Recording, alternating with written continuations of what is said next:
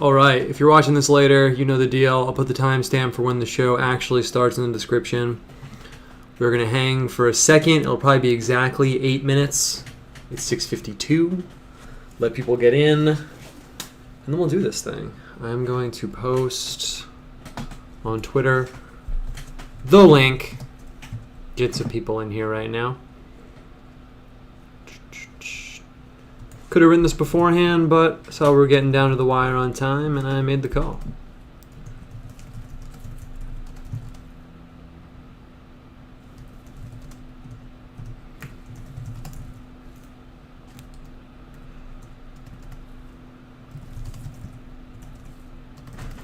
I'm going to get the TV emoji. The TV emoji is essential for posting the video link on Twitter. Without the TV emoji, semiotically, it's just a YouTube video. People are like, yeah, whatever, But if you get the TV emoji in, then it's a show. It's a universe people can step into, escape from their everyday life, and come watch a show that they enjoy. Season 2. Is anyone in here yet? Yeah, what's up? Yo, I'm just posting the link on Twitter, and then I'll chill, finish getting set up with you guys, and we'll do this thing.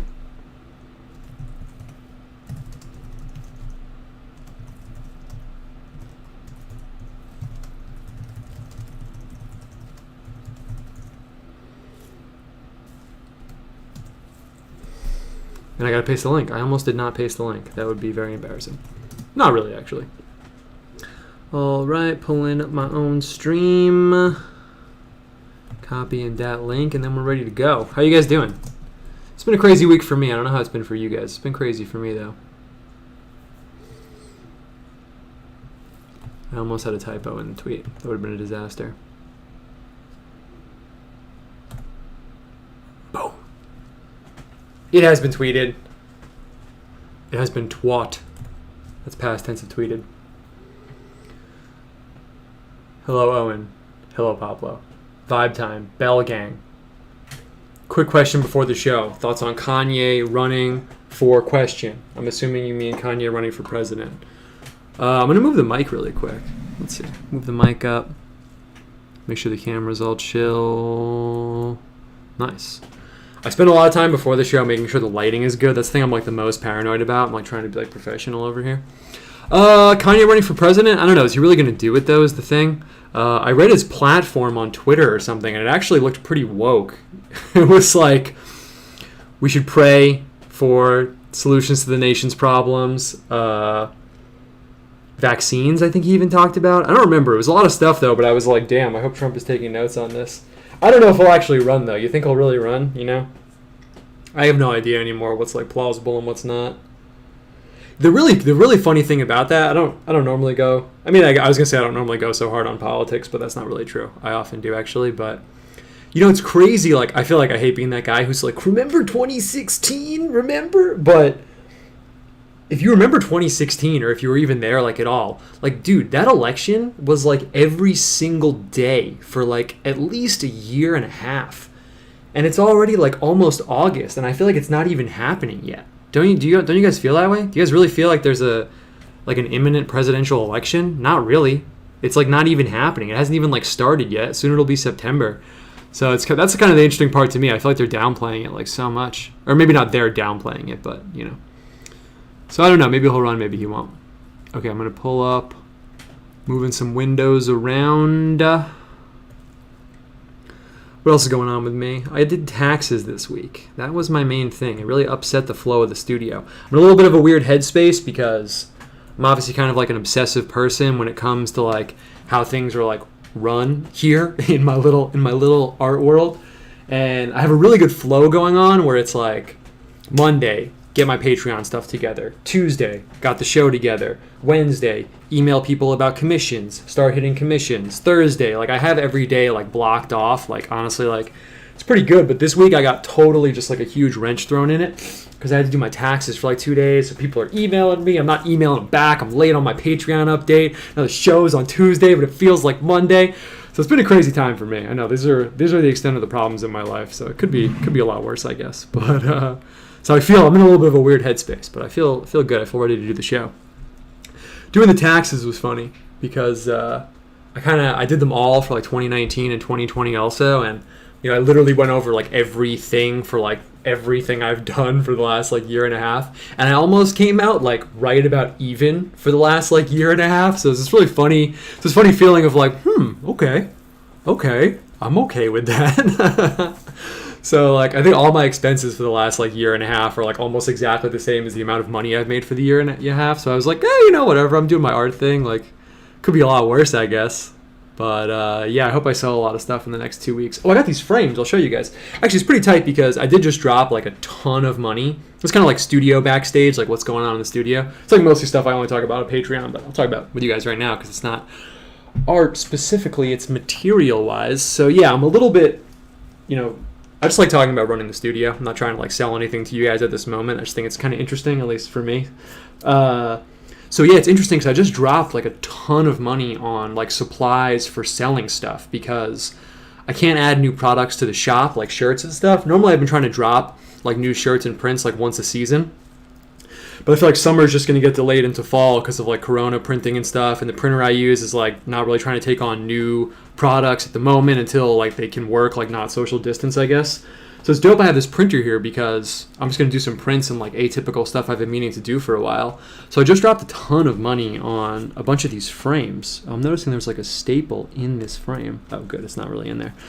And it's been so hard to find frames that look good. Honestly, I tweeted about it, but it's like been almost like the hardest part of running this whole thing and like selling prints and stuff. So I finally found these. What's funny is that I tweeted about this a little bit, but I didn't really go into it, is like finding frames that look good and suit the art is so difficult, man, because like you find some and you order them online and they're kind of like plasticky and that doesn't really look good, or getting them perfect here is also really difficult. Like I'm obviously like pretty obsessive, so like if I ordered this and there was like a little dent or something in here, even like the tiniest thing, I'm not gonna like sell that, right? So it's really hard to find good ones. But I found these and I really love this color. It's actually not what I would have initially chosen at all. It's kind of like blown out with all the lights that I have here, but it's like this cool gray. I think if someone saw it in a room, they'd be like, oh yeah, it's gray. But when you really look at it under these like really intense lights, it's this cool gray. And I really like it a lot. It's a little bit more saturated on camera than it looks like in real life. So it's interesting because I have these two prints I'm trying to drop. I got the rosary prints from before. Obviously, people have seen that. But I also have this angelology print. That's the different ranks of the angels from Pseudo-Dionysus's On the Angelic Hierarchy. I think it's called On the Celestial Hierarchy, actually. So I have this dope print. I'm looking at it on the floor. I'm not going to show it yet right now. Tonight. I'll show it like later on. Not tonight, another time. But it looks sick. But the funny thing, just to get a window into like, what I'm like thinking and doing like behind the scenes is like, so now that I got these frames, I have to kind of adjust what I've been thinking in terms of printing so that the prints match the frames. Because if I print up with like super warm colors, like this actually isn't the colors I was thinking, but let's say it was going to be like bright red and bright orange and stuff, it's going to like kind of fight the coolness of the frame. So I got lucky because the angelology print that I have over here, it's a blue to purple fade, and then the highlights, like the halo and the details, are yellow. So it actually probably will look pretty dope in here. I might make the yellow like a little bit cooler. But on the rosary print front, so I printed these before. I didn't sell them because you probably can't. Maybe you can see on camera. Actually, you can see. It's just like a little blurry. Like I think the head of the printer needed to be clean. So I had this around. I'm not going to sell it. I just kind of have it around here. But you can see the other on the flip side. I was going to change up this color. So I did the blue last time. I was going to do a different color this time. I really like changing up the colors and keeping it like fresh. I was going to do green actually, but the blue looks so good with the cool gray frame. So now I don't know what to do. I might like pale it up a little bit. What I might do is, this is kind of like a cerulean blue into like ultramarine blue. So what I might do is make like a cobalt blue into like a pale blue, or like a pale blue into a cobalt blue. Just kind of change it up a little bit. But I don't know, it's like an interesting aspect of like running like a physical art situation, is that I have to like meet my materials like halfway. And it's been kind of fun and cool actually. So just thought I'd show you guys what's going on behind the scenes a little bit. It's 7:02. Let's wait like 2 more minutes and then we'll pull the trigger on this thing. I just want to make sure. I feel bad when people show up and they're like, oh my god, I thought it was 7:05 or whatever. But also you guys are on time. Don't want to make you guys wait. So we'll chill for a minute or two and then we'll get it going. Also, apart from being a sick track and the whole Painted Worlds painting show connection, is there a deeper reason for using the intro track as your intro track? That's a good question, actually. The lyrics really fit. The vibe really fits. It's kind of funny. Maybe we'll talk about this a little bit, but I really like, I think it's interesting. In like a weird way, I really like the whole kind of like show format, like something like, even like quote unquote like dumb shows like Simpsons, like King of the Hill or something. I think it's really interesting how it like invites you into this world, and then it's like this aesthetic world you inhabit. So I really wanted to use a theme song. I think the theme song is like a really big part of like making that happen. And honestly, yeah, I just thought it was dope. One of my favorite bands is this band called Cap'n Jazz, like CAP''N Jazz, and it's kind of like a similar vibe to Painted World's music. It's like jangly guitars, kind of sparkly, but also like punk, and definitely of like a suburban environment, I guess. So yeah, I really just thought it fit. And then the lyrics are about like a dragon and like looking at the stars and like having like, a talk with someone, kind of. That's not like really what it's about, but I clipped like just the first part of it. So yeah, I just thought it fit perfectly. And when I did it with the animation, I was like, yeah, it's sick. We're definitely doing that. How's Petra doing? My dog? Awesome, dude. It's going really great. It's actually really cool. This is the last thing I'll talk about, and then we'll pull the trigger and get this thing going. It's actually really awesome, man, because I think I mentioned it before, but she got like abandoned and was kind of like super timid for a while. But now she's like really warmed up to me, and we're like best friend status. It's really, really, really sick. So yeah, she like really wants to like defend the house, which is really interesting. She like freaks out if other animals are around and stuff, but she's really tight. Anything interesting to report there? I don't know, man. Honestly, like I said, this is the last thing I'll talk about, and then I'll push this show intro button, but it's pretty interesting. Just like, I don't know if I was going to say we're all guys here, but actually girls watch the show too, but I don't know. I can only speak as a guy, but I feel like it's kind of interesting because, like, I don't know if other guys are like this, but for me, like, any, like, physical contact with people, it's kind of like I have friends, right? But I don't like hug my friends. Maybe that's weird. Maybe I'm a weird guy, whatever. But like physical contact has always had kind of this like romantic dimension for me. So I don't really like hug people or have like physical touching with people ever. Like maybe I'm autistic. I'm cool with it, whatever. And the reason I just feel that relates to the dog is like it's so interesting because I have this creature that like I love this creature, and she like communicates with me in like a purely physical capacity, and I feel like that's been really interesting, like kind of like opening up this like other part of my brain in a way almost, where like I have this relationship with this creature, but it's like purely of like the physical realm, and she'll come and like cuddle with me, and it like it's really interesting. I don't know, it makes me think about like physical touch and like relating with other creatures and like the power of like being in like close proximity with each other. I don't know if that makes sense or not, but that's mostly what I've been thinking about. It's kind of cool just having this animal around that like wants to like hang out with me, honestly. All right. We covered it all. Art stuff, the dog, studio, taxes, government, everything. Now it's time. It's time to start the show. Let's do this.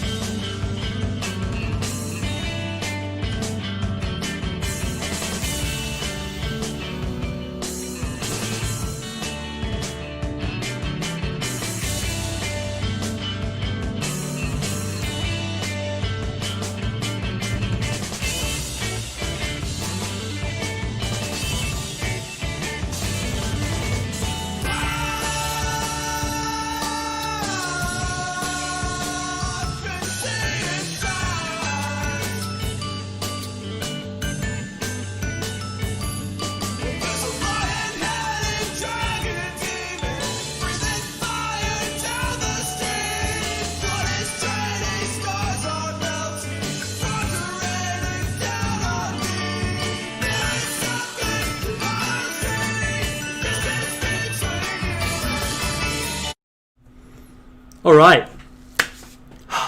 Feels good to be here. How you guys doing?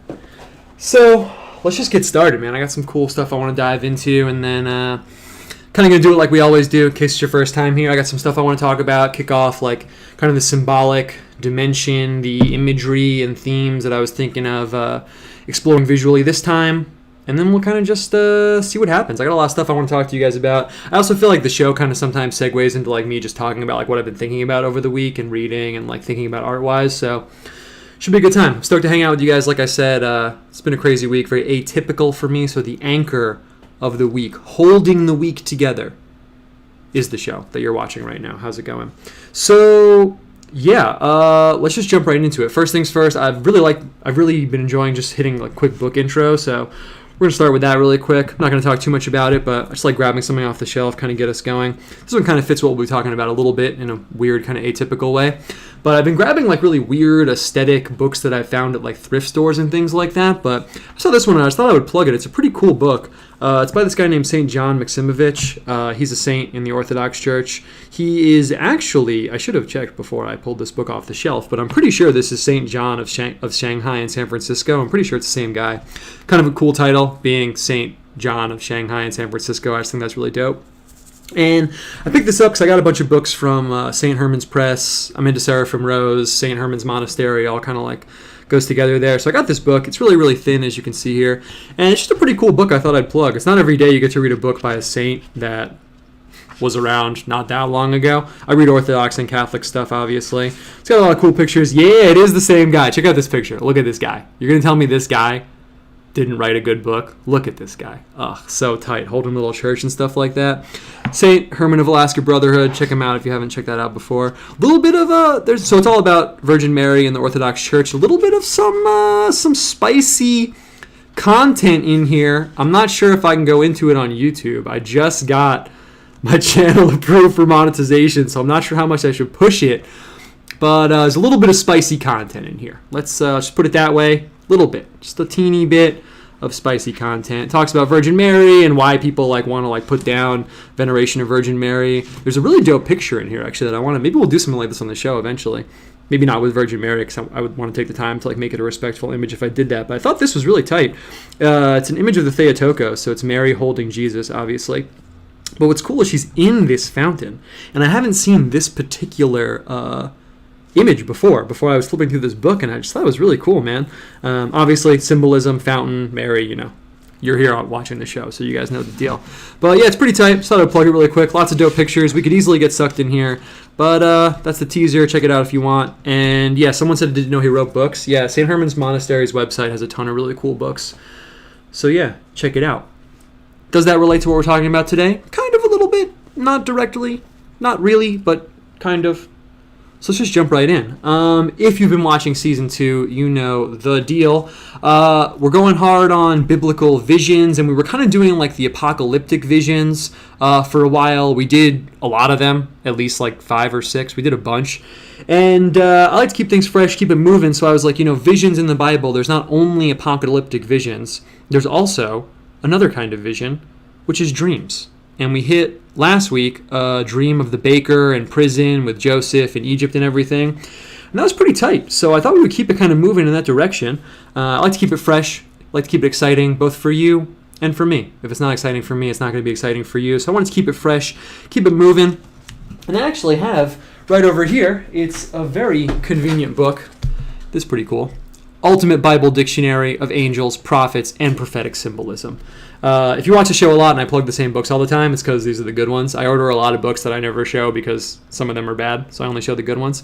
And in here somewhere, I'm not going to bother finding it right now because I didn't put a post-it note in, but it goes through dreams, and it has a section where it talks about all the dreams in the Bible. So I was like, boom, that's perfect. I was going through it. I started at the beginning, and I hit a dream. And sometimes when I'm prepping for the show, I'm looking around and I'm like, what are we going to talk about? And I hit like a node. It's like you're combing through the haystack and you hit like a clump of hay and you're like, oh, I can feel there's something there. That's what we're going to do. And I found it. It's a little dream. You've probably heard of this dream. It's all the way back in Genesis. It's also kind of cool because when we're doing Season 2, which we're in right now, we went all the way up through the visions and we got to Revelation, and now we're kind of coming back and doing the dreams in like Genesis. So I thought that was kind of cool too. We also started in Numbers, so like we really did start from the front to the back. Now we're back in the front again. It's kind of cool. We're like weaving it all together, at least in a way. And we're going to hit a little dream. You've probably heard of it. You've probably heard of this dream called Jacob's Ladder.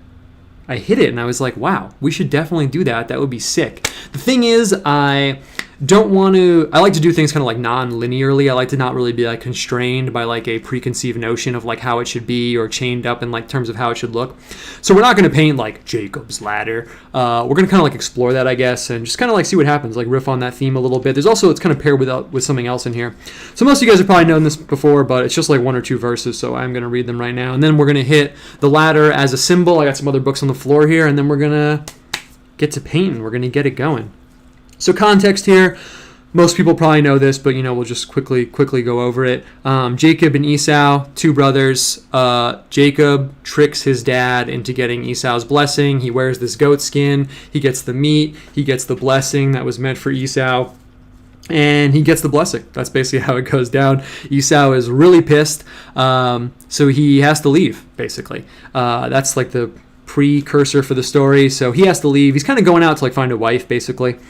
And that's what's happening. So he's going out to find a wife. Boom. And we're right here in Genesis 28. I think we'll start around like Genesis 10 or so. Yeah, we'll just read this little part right here. Now Jacob went out from the well of Oath and went towards Haran. So he came to a certain place and stayed there all night because the sun had set. Then he took one of the stones of that place and put it at his head, and he lay down in that place to sleep. Then he dreamed, and behold, a ladder was set up on the earth, and its top reached to heaven, and there the angels of God were ascending and descending on it. So behold, the Lord stood above it and said, I am the Lord God of Abraham, your father, and the God of Isaac. Do not fear. The land on which you lie I will give to you and your seed. Also your seed shall be as the dust of the earth, and you shall spread abroad to the west and the east, to the north and the south, and in you and in your seed and all the tribes of the earth shall be blessed. Behold, I am with you and will keep you wherever you go, and will bring you back to this land, for I will not leave you until I have done what I have spoken to you. Then Jacob awoke from his sleep and said, The Lord is in this place, and I did not know it. So he was afraid and said, How awesome is this place? This is none other than the house of God, and this is the gate of heaven. Now Jacob rose early in the morning and took the stone he put at his head and set it up a pillar and poured oil on top of it. Thus Jacob called the name of that place Bethel, but the name of that city was Luz previously. This is the last part. Then Jacob made a vow, saying, If the Lord God will be with me and keep me in this way I am going, and give me bread to eat and clothing to put on, and bring me back in safety to my father's house, then the Lord shall be my God. And this stone I set as a pillar shall be God's house to me, and all you give me I will surely give a tithe to you. So I hit that and I was like, that's pretty awesome. I'd read this before, obviously. I read Genesis. It's one of my favorite books of the Bible. It's probably the case for a lot of people. And I was like, yeah, it's really good symbolically. There's a lot we can kind of like unpack there. First off, obviously, we got the ladder going up from heaven to earth with the angels coming up and going down. I really liked that image. And what's interesting is that I'm going to break it out over here. Let's see, I got the book right here. We'll kind of jump ahead a little bit, scoot around a little bit. But I had seen this image before. There's a really, really famous icon of this image. Some of you guys have probably seen it before. Let's see where I got the ladder page marked off. And the image that I was most familiar with for Jacob's ladder is this one. Boom, right here. So some of you guys have probably seen this before. It's Byzantine, late 12th century. It's an icon of Jacob's ladder, obviously. And you can see these monks and saints and people are going up, and there's these devils like pulling down these guys down over here. So what's interesting is I had this image in my mind for Jacob's ladder, right? But then when I read the verse, I was like, oh, it doesn't say that there's devils like pulling people down. Not that this is wrong. It's like an interpretation of it. But I was like, oh, that's not in there, actually. So I thought that was kind of interesting. Kind of freed up my mind a little bit where I was like, oh, okay, we don't have to necessarily paint it like that if we don't want to. So I thought that was cool. But also there's a few other things kind of going on that I just want to hit here really quick that will kind of like work into the picture. I thought it was really interesting that he uses a stone as a pillow. And all of a sudden my mind kind of like clicked together all these like, I guess you could say like types, these like typological images tying together the Old Testament and the New Testament, where it's like, oh, he rests his head on this pillow and claims this place like for God. And it kind of reminded me of Jesus saying to Peter, like, on this rock I will build my church. I felt like there must be some like connection there. And in some of the commentary it did say that the rock was kind of like a type for like both Jesus, but also like the foundation like of the church. And when he claims this place for God and says this will be like God's house, it's like obviously like tied into the church also. So there is some like relevancy there. Also the ladder itself. So I was thinking the ladder, in a lot of the commentary, it was saying the ladder is kind of like a type for the cross, It's kind of interesting. They're both made of wood. I feel like as I've been going deeper into biblical symbolism, things made of wood have this like resonance with each other, like whether it's a tree, cross, now the ladder. So it's kind of interesting, like the materials kind of play a role. And yeah, the way the ladder kind of opens up this passage, I guess you could say, between like heaven and earth, at the cross and Jesus' passion and everything, and Jesus himself also did the same thing. I didn't mark it out. Actually, I probably should have, but in John, Jesus also makes a specific allusion to Jacob's ladder. I think it's like John 50, actually. I'm just going to pull it up right now because it's definitely worth hitting as long as I'm going hard on this right now. And he says basically, I'm not going to find it right now, but he says basically that you'll also see, you know, the angels like coming up and down from earth to heaven via like the Son of Man. So he like makes a parallel with himself and the ladder. Thought that was pretty cool. And last little ladder parallel I want to make sure I hit here. So I was reading along. I read a lot of commentary, but it all basically was just like hitting the themes that I mentioned right here. But here's an interesting one. So I was going down through here, and it says in here for the verse about the ladder, this is an Orthodox study Bible, so I just feel like it's relevant to mention that. It says, the ladder that reached to heaven speaks of the Mother of God and the Son of God born of her. The icon in the apse of the church is called the, I'm going to mispronounce this, Platytera, the Platytera, Platyter, the Platytera, which means wide, broad, spacious. It reveals Christ in her womb, and she connects heaven and earth through him for our salvation. I thought that was kind of cool. What it's talking about here, the Platytera, if you haven't been to an Orthodox church before, I recommend going no matter what, you know, what camp you find yourself a part of, because they're really, really awesome. And when you go in, it actually kind of struck me the first time I went to one, this thing it's talking about here, because at least the one I went to 2 or 3 of them, they're all kind of like decked out in a really good way. I mean that, you know, almost like a maximalist aesthetic. There's just like all these icons and all these paintings and all this gold and all this, you know, stuff in like a really good way. But then in the apse of the church, as it calls it here, there's like it's almost like a half dome, right? So you're sitting over here and you can see this half dome right behind the iconostasis. At least that's how it was when I went. And on that dome, at least again, the few that I went to, it's almost like sparse. And the one thing up there is a big icon of Mary. It's like Mary from the waist up. And the first time I went to one, I didn't really know about any of this. So I looked at it and I was like, wow, it's really interesting. And Mary's like painted like kind of wide, and she has her hands out and she's holding Jesus, again, at least in the one I went to. And was written in English in the one that I went to. I'm going to stop saying that, but just saying I'm not generalizing for every single one.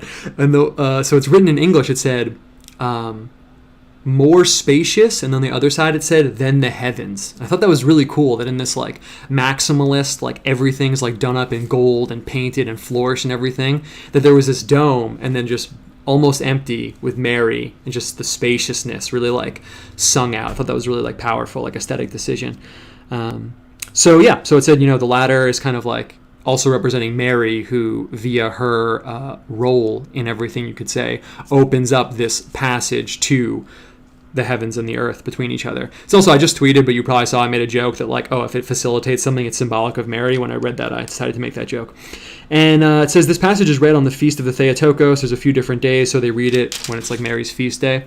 So yeah, I thought all that was pretty cool. And Gate of Heaven represents the church and everything. So we got a lot going on. We got like the stone and the church and the parallels there, and then the ladder and the cross and the angels on the ladder. So I thought that was really tight. And I honestly thought that, you know, it mentions Abraham's seed. It's not Abraham. It mentions Jacob's seed and stuff like that. I thought that we'd hit that too, but there might just be enough to explore with the ladder. So kind of want to hit the ladder and think about that symbolically a little bit, and then we'll jump in and get this going. We'll see if we get to the seed thing, maybe not. I thought there was also some parallel there, like seeds growing up through the dirt, growing, reaching heavens, earth, heavens, but maybe we won't need to take it there. Maybe we can just hit the ladder and see how it goes. I got this book here. I use this every time, Book of Symbols, and there's not really much I wanted to go into here, but I just wanted to hit, you know, I think it's kind of interesting when we do this stuff. Like, obviously my main interest is like the biblical symbolism. Really, I guess you could say my main interest is like the theological symbolism and how these symbols like express or tie into aspects of like life as a human in a theological system. It's actually exactly how I would describe it. So I think sometimes people might wonder, you know, why do I pull up this stuff about like shamanic cultures or like African cultures or things like that? But I think sometimes looking at these other groups is interesting, because for some groups, you know, particularly like some African groups, for example, or pagan stuff or things like that, independent of like whatever I think about that particular system, sometimes it gives a window into this worldview where like something's symbolic context and what it means symbolically is directly woven into what it does for like the psychological life and mind, if that makes sense. I always think of African masks when I'm thinking of something like that. You know, these people really want to embody these, I always say this, but these like unseen forces that govern and interact with their life. So they take up a piece of wood and carve a mask, and they're like, boom, now I can like see and hold this, and what it represents can't be separated from what it like does for the mind. So it becomes like a magical object in that culture. So I think it's interesting to look into those things sometimes and see, you know, almost like in a deeper, more like actively Jungian way, how these symbols like affect, you know, the minds of other cultures. So I'm not going to read this whole thing, but I thought that this was pretty cool. They're talking about this ladder over here. Da-na-na-na. It's kind of like a tree-shaped ladder, I guess. And this tribe called the Dogon, if you know about ancient alien stuff, by the way, the Dogon do play into ancient alien stuff. It's kind of like the classic first ancient aliens group, actually. Not that it's relevant to this. So they would cover this ladder with sacrificial materials like millet and blood, and they would have a miniature one in their house. And what they would do is they would lean it against a clay jar set on a household altar. The jar contains the soul of the head of the family. So the head of the family, they put something in that jar that represents like his soul. And then when he dies, that ladder allows his soul to climb up into like the higher divine realms. So I thought that was kind of cool. I think that there's something like deep and symbolic about like the ladder. I want to get to painting, so I don't want to talk about it too much, but long story short, when I'm doing like symbolic mapping and thinking about symbols and stuff, I guess you could say it's kind of like a pie chart for me. And, you know, one part of the pie chart is like cultural, and one part of the pie chart is like religious significance, but there's a big part of the pie chart for a lot of symbols where what it represents just relates to like what it literally is and what it does in like your everyday life. A sword would be a perfect example of that. You know, you could write like a 45-page PhD thesis on what a sword represents, but also, like anyone, even if they're completely illiterate, understands a sword represents like, oh, power and strength because it's a weapon you use. Like, duh, it's like right there. It's a kind of part of how it's used. I think the ladder is kind of that way too. It kind of inherently implies like ascending, climbing, transcending, escaping even, like you're stuck somewhere and you need a ladder. So to close out this book, I thought this was kind of cool. This is actually this ladder they got a picture of that some mental patient made in Sweden by tying together these bed sheets to escape from his like prison. I thought it was like kind of cool too, because in a way, like, you know, we're stuck here on Earth, and in the pictures, it's normally Earth is the big part, and the heavens that, you know, people are going to or ascending to, the heavens are kind of like this small pocket. But actually, it's kind of like the opposite. We're like stuck on Earth. We're the ones stuck in this like little spot, and the heavens and the divine realm and the realm of God, that's actually like the place to escape to. So I think we kind of have it like inverted just because we see the Earth as like this really big place. But I thought that was kind of a cool tie-in. Like we're actually stuck in this kind of like mental asylum, basically. I hit one more thing and then we'll get to drawing, but I thought this was worth it. I haven't broken out this book either, but it kind of ties into everything I was just talking about. This book called Alchemy and Mysticism. I don't really roll with alchemy anymore, honestly. I'm kind of like over it. I could talk about why later, but it's a little bit too hooked into a lot of things that I'm not really about. But I just wanted to hit a few images in here that kind of function for me on the same level as what we were just talking about. You know, looking at an African mask or some, you know, deep psychological expression of like a spiritual need or mental desire or something. So I thought we'd just hit this really quick too. There's just a few pictures in here I thought we'd look at, kind of like atypical manifestations of the ladder. This one I thought was kind of cool, and it is Christian also. This is from a manuscript in the 12th century, but you can see there's Jesus up here, obviously, and there's all these guys, and it's kind of cool because it's almost like a Platonic representation. It's almost like Platonic, but also science-y and Christian at the same time, where you can see we got this world down here and we're like on this planet with these spheres, and then these are like the ranks of angels and the different like parts of the mind, basically like intelligence and sensory stuff. In a lot of these older diagrams you'll see that a lot. Like you can actually read some of this. It says like animal mind, rational mind, different types of intelligence and things like that, and these people are ascending up through these like layers of consciousness up to Jesus at the top. I thought that was kind of cool. It's a cool little atypical representation of the ladder. I thought this one was kind of cool too. This is from a guy named Robert Flood. Kind of has an interesting significance for me right now because I had a dream where Robert Flood played into it. He's like this alchemist. I'm pretty sure his first name's Robert. Doesn't really matter. But I thought this picture was just kind of cool. doesn't really matter what it represents or anything. Each one of the rungs is labeled. Same thing with different parts of the mind and stuff. But I just thought it was kind of cool, like the way the ladder's painted and there's nothing here. And then with these like clouds, and even the divine sphere up here is just like this luminous kind of like orb or something. So that's kind of cool too. Let's see what else we got going on. I think there's one more picture in here I wanted to hit, maybe a few more. Same deal over here. So it's also kind of interesting because even in other systems, I think when you have like a path with stages, labeling the stages is kind of like, you know, there's a part of like the Western, it's probably for any group, but I can only speak to like a Western context. The Western like esoteric mindset is like very obsessed with like labeling stuff and like breaking it down into component parts and things like that. So I thought this ladder kind of like perfectly fit that. Not this one, just in general, because like every step is like obsessively labeled. And I don't know, something about like the Western mystical mindset that's like, oh my God, I have to break this down into little component parts. It's really interesting and kind of weird. Maybe we shouldn't be doing that, but it's probably just part of our nature. Trying to understand stuff. This one was kind of cool. We'll hit one or two more. This is probably the last one, actually. But this is from this Jesuit book. It's called Via Vitae Aeternae Antwerp from 1625. If you search for Jesuit Antwerp 1625, you'd probably find it. And I thought it was kind of cool because it's not really a ladder, but it's this path going up to the heavens. And you can probably see some of these letters and stuff are labeled and stuff like that. And it has like a whole description where it's like, as you're on the path, just remember that death is always near you. The F, the skeleton's labeled F. But B, you have these tools to get up there, so don't worry. And D, you'll see people like falling along the way. But H, make sure you know there's devils around, and it labels each part. And I thought that was kind of cool. I don't know. Maybe I was just refreshed that there was like something fully Christian in this book. Of course, after that, they had to put the Freemason one in. Whenever I find a book now and it like positively speaks of Freemasonry, I'm just like, it's that exact noise. I'm just like, really? Anyway, so that's it. So I feel like we kind of have a lot to like unpack there. And I keep saying that. I think I picked that up from Twitter, but I'm going to have to drop it somehow. So let's just get going. Let's get it going right now. I got the paper. I got the border. I got the palette over here. I got all the tools set up. We are ascending, just like on a ladder, levels of professionalness. If the studio is a ladder, I'm on like rung 2 of professionalness out of like 10. Cool. Let's go down the chat. Ambrose, his name's Elmer. Is that real? I can't tell if you're joking or not.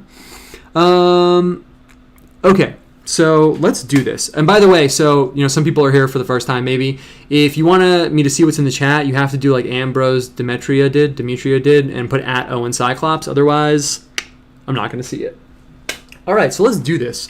So what I'm thinking for this picture, like I said, I don't want it to necessarily be like caged in by like, oh, we're making an image of Jacob's ladder. It has to be like that. But we're using it as like a jumping off point, and it kind of will be a picture of Jacob's ladder. I'm just giving myself a little wiggle room there, honestly. So what I kind of want to do is I want to put a figure down here. He's going to be like dreaming, basically. We'll get the rock that he's sleeping on, and I want to have like a sort of like vegetal, like a flower kind of like frame coming out with a church in there. I really like the rock, church, his head's on the rock. On this rock I will build my church kind of tie in. We'll have the ladder with some angels on there, and then I kind of want to do some tree stuff on the side, maybe a little bit like different than we've normally been doing it. And in keeping with rolling with the punches, keeping it not attached to preconceived notions of things, I just realized my wife has my compass. And I was going to put a circle. But you know what? We don't need that. I wasn't sure if it was a good idea anyway. So we're not going to do that. I think the first thing I'm going to paint in is him. I'm going to put in kind of just like a very like outliney, not cartoony, but sort of like blank human frame. When I do some of the biblical pictures, I like to use just kind of like a more blank human, because I kind of want, at least for this type of picture, I don't really want it to be about like how he looks or like his personhood or like personality. So the real big call is what color I'm going to start with right now. And I don't know, I've been feeling the Venetian red. I feel like we got kind of locked into a color scheme the last few weeks, and I've been enjoying changing it up. So I think we might just start with the Venetian red. I feel like we should just do it. Let's do it. And I'm going to pick the brush size that I'm starting out with. Where's my like weapon of choice brush? This is the weapon of choice brush right now. Yeah, let's do it. Oh, Elmer Flood. That's really funny. I got the joke now, actually. Okay, so let's just go for it. And I like this Venetian red because I feel like it kind of like shocks me out of the normal color schemes that I normally use, because I don't normally use this in the sort of like painting color scheme I've established for so long. So I like to not be stale. I like to keep it moving a little bit. Boom. It's really hot in this room. I can't run the fan in here because then you hear the fan on the TV, on the mic. So okay. And yeah, I think I kind of developed that feeling about not really wanting the biblical pictures to be about like the personality of the individual that's conveyed like in their face or hair choices, because I watch a lot of like Bible videos just to kind of see what people are doing that are like illustrating Bible stuff. Okay, so I can actually make this pretty low because I don't need anything underneath him. I'm just kind of thinking this through out loud. I don't need anything underneath him. Everything's going to be going on above him. His head's going to be like on this rock, but otherwise we can kind of just go for it. So let's just do it. I'm just going to paint in the head. So yeah, I do watch a lot of these like Bible videos. Some of them are pretty cool. Some of them are kind of cheesy, but I feel like whenever they really whenever they make like a strong choice about how like an Old Testament character should look, my reaction is always like, oh, like that's how you made Noah look, like, oh, that's how you made like Jacob look. So maybe I kind of like shy away from that. Maybe it's kind of a cop out, I can't really tell. But I'm just going to use just like a really powerful outline for this guy. I'm going to throw down some arms. Boom. And I'm going to do the same thing over here. And we'll give him kind of like hands, but I also just want it to be like the outline of this like figure. Perfect. Same deal over here. Boom. Gonna come around. Perfect. It's perfect.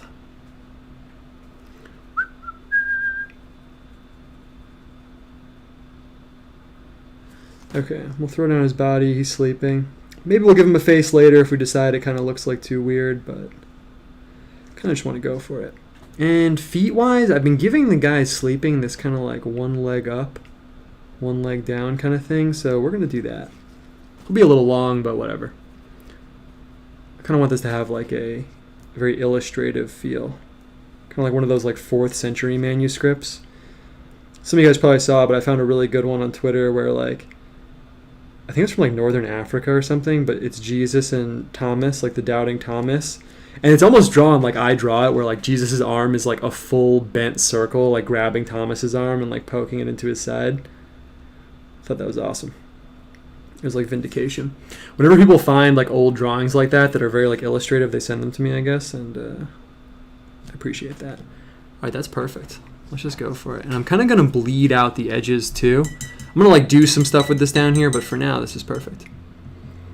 What is that low-pitched whir in the background? Maybe it's my computer. Is it really loud? I can move the mic if it's really loud. I'm going to switch where the mic and the water is right now. Boom. Let's see. I'll let the mic go all the way down. 1 sec. Yeah, it's probably my computer. I could put on music, I guess, but let's see how loud it is now. Okay. So I got this going on. I'm going to throw down the rock too, and I'm going to use some kind of gray. She's black and white. Dun, dun, dun. I feel like the rock kind of gives the images like a very Old Testament feel for some reason. Get the white going. Yeah, let me know if the fan is really loud. I could probably get rid of it like next time. I'm sure you can like edit out sounds like that, or I can move the mic. I could probably move the mic actually over to the left over here. I'm actually just going to do that right now. Picking up the microphone. I also just got a new mic, so it's probably like more sensitive than I'm used to. Cool. 1 sec. First technical difficulties of season 2. We're all good. Cool. That'll probably be better. Cool. Okay, so I'm going to throw down this rock. It's actually funny, someone asked about my dog. That's why I named her Petra. She's kind of like rock colored in a way. And I'm just going to be kind of old school and just grab the black and the white. Some of you guys will probably hear the few times I mixed grays. I used to like, sometimes I would take like, if you take 2 opposite colors on the color wheel and mix them together, you can get a gray. But for now, I kind of just want to get into it because I'm worried we're going to have a little bit too much to cover. Cool. Perfect. And it's kind of interesting. We're doing like the dream thing a little bit because, oh, it's gone now? All right, cool. It's a team effort. I'm just the host. It's a team effort. So yeah, it's interesting we're talking about dreams and stuff because, you know, among like the many things I kind of want to talk to you guys about, well, it's going to be a little bit of a long walk, but it is relevant actually. So I'm always like researching and going hard on like particular topics and stuff like that. But since I'm working on this comic, some of you guys probably saw the art for it, Morningstar 99. This is relevant to like theology and symbolism and stuff like that. But I went really hard on researching King of the Hill, which sounds really irrelevant, but since my mind doesn't really work for like writing and developing characters and stuff, I was like, you know, I should zoom into some like little microcosm of something, you know? So I did. So I was looking at King of the Hill and kind of like studying it, I guess, in a way. Because for the comic, I'm using like those kind of sitcoms that like repeat themselves and put themselves in like a particular format as a jumping off point. And aside from like what it made me think about like narrative and how we like experience narrative, and you know, I view everything through like this kind of like third eye, like weirdo mystical lens. So of course that was applied to it also. When I went back into out of that kind of like very like secular, I guess you could say, world and like started reading the normal books I'm reading again, it was so refreshing. I was like, oh yeah. And that's kind of the prelude to, I was reading this book last night about Pentecostalism. And the second I'm not even, obviously, I'm not Pentecostal. I'm not really talking shit, but it's not really my vibe either. Just the second I opened it, I was like, oh yeah. It's like, oh, back in like weirdo mystical theology world. Like, yes, just like coming back home. I feel like it affects like my whole mindset if I'm reading just anything like that. And you know what? I'm kind of feeling like I just want to kick this little church in the flower on right off the bat. Why don't we just do that right now? Let's just do it. Or at least throw it on the stem and stuff. So it's kind of a long walk intro, but so I was reading about Pentecostalism and stuff just because I mostly read before I go to bed now since I'm like working all the time. So I kind of just need like little books I can like poke in and out of. And it's such an interesting manifestation of Christianity because I feel like every sort of manifestation of Christianity, if you want to say that, if you want to call it that, has kind of like a jumping off point or like a little catchphrase almost, you could say. Like it has a little like premise, as if a little premise that could be distilled into like a few sentences really.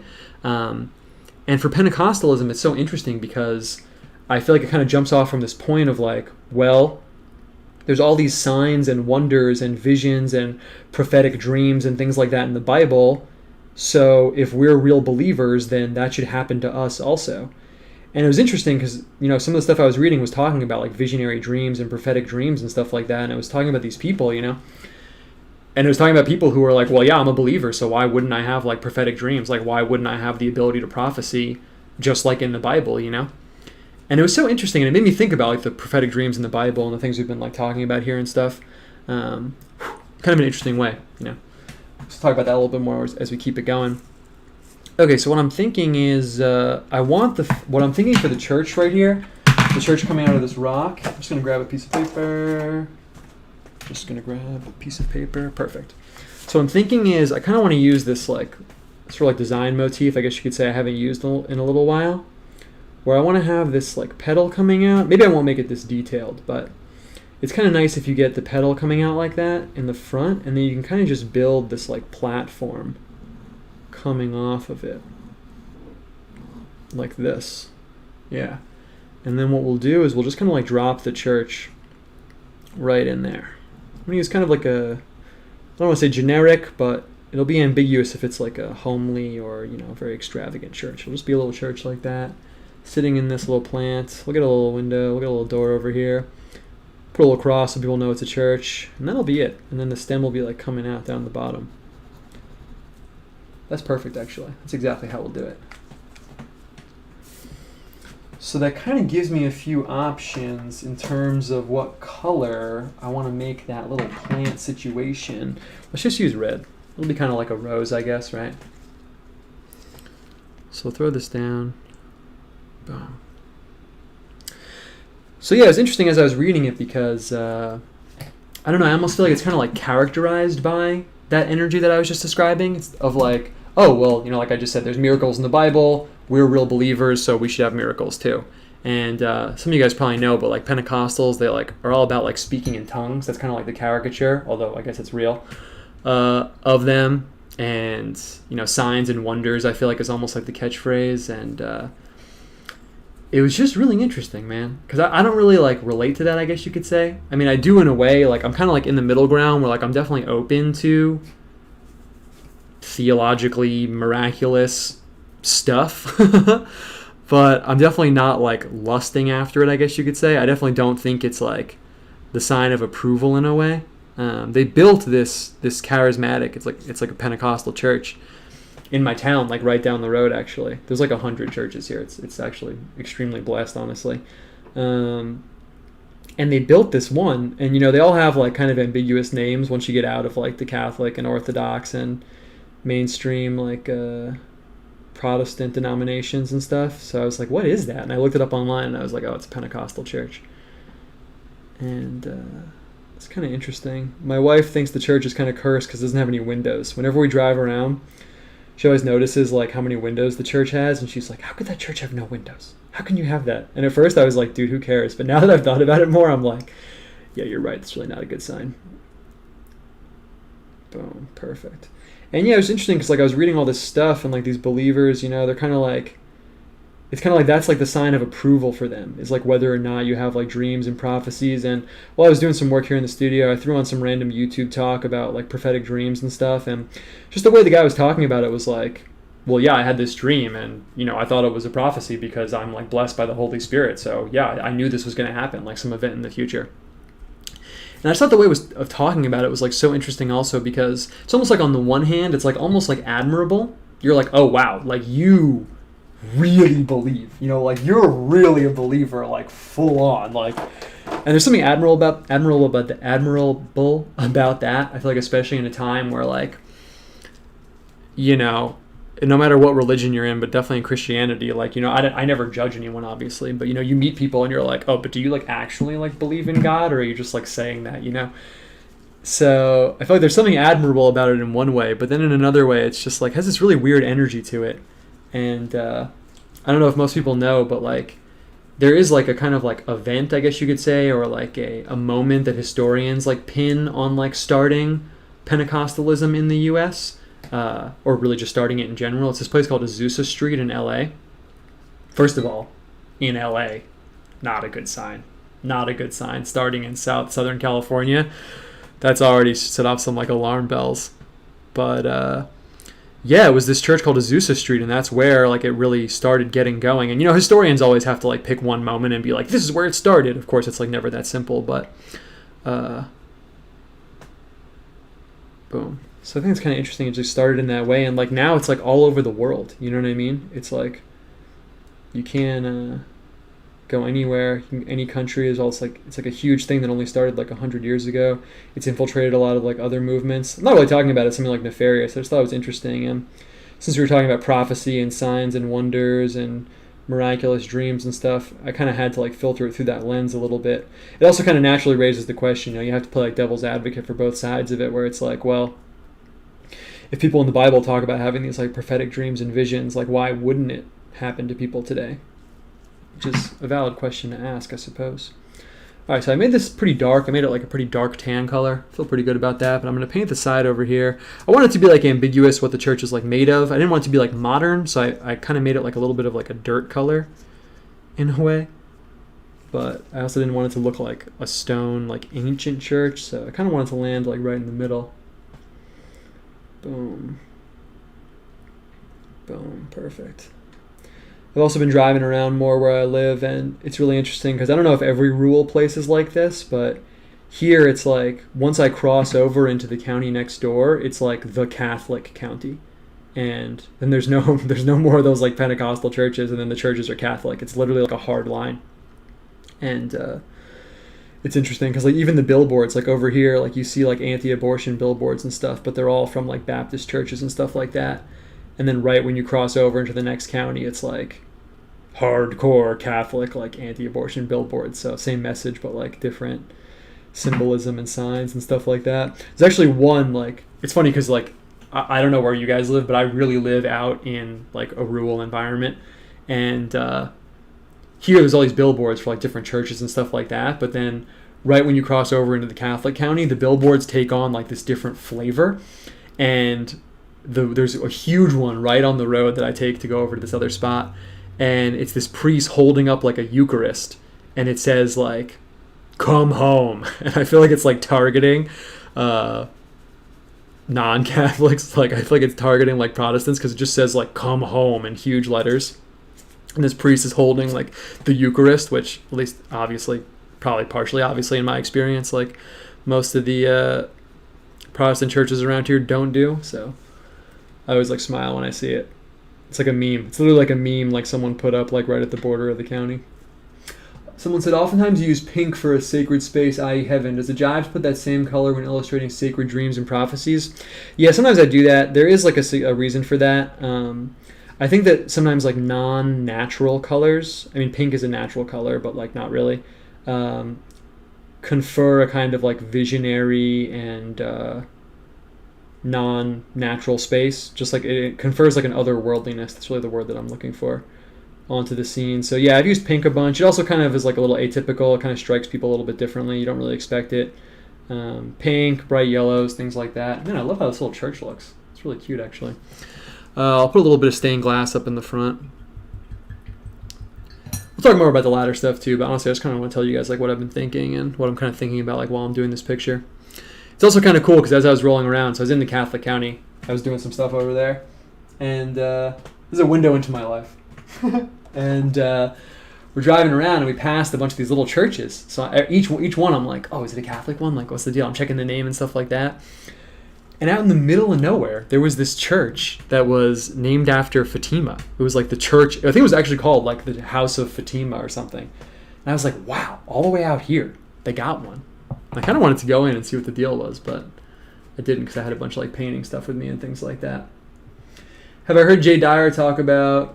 Yeah, Chad Catholic billboard. Yeah, it's Chad. And then actually that Catholic billboard. So again, I feel like, kind of all ties together everything I'm talking about every week. But, I was talking about how those shows and things, like the little details kind of build up this like world in your mind. So I kind of been thinking about the details in my world that build up this like aesthetic world that I inhabit in my mind. That is also my real life, but also the story I'm telling myself about my real life.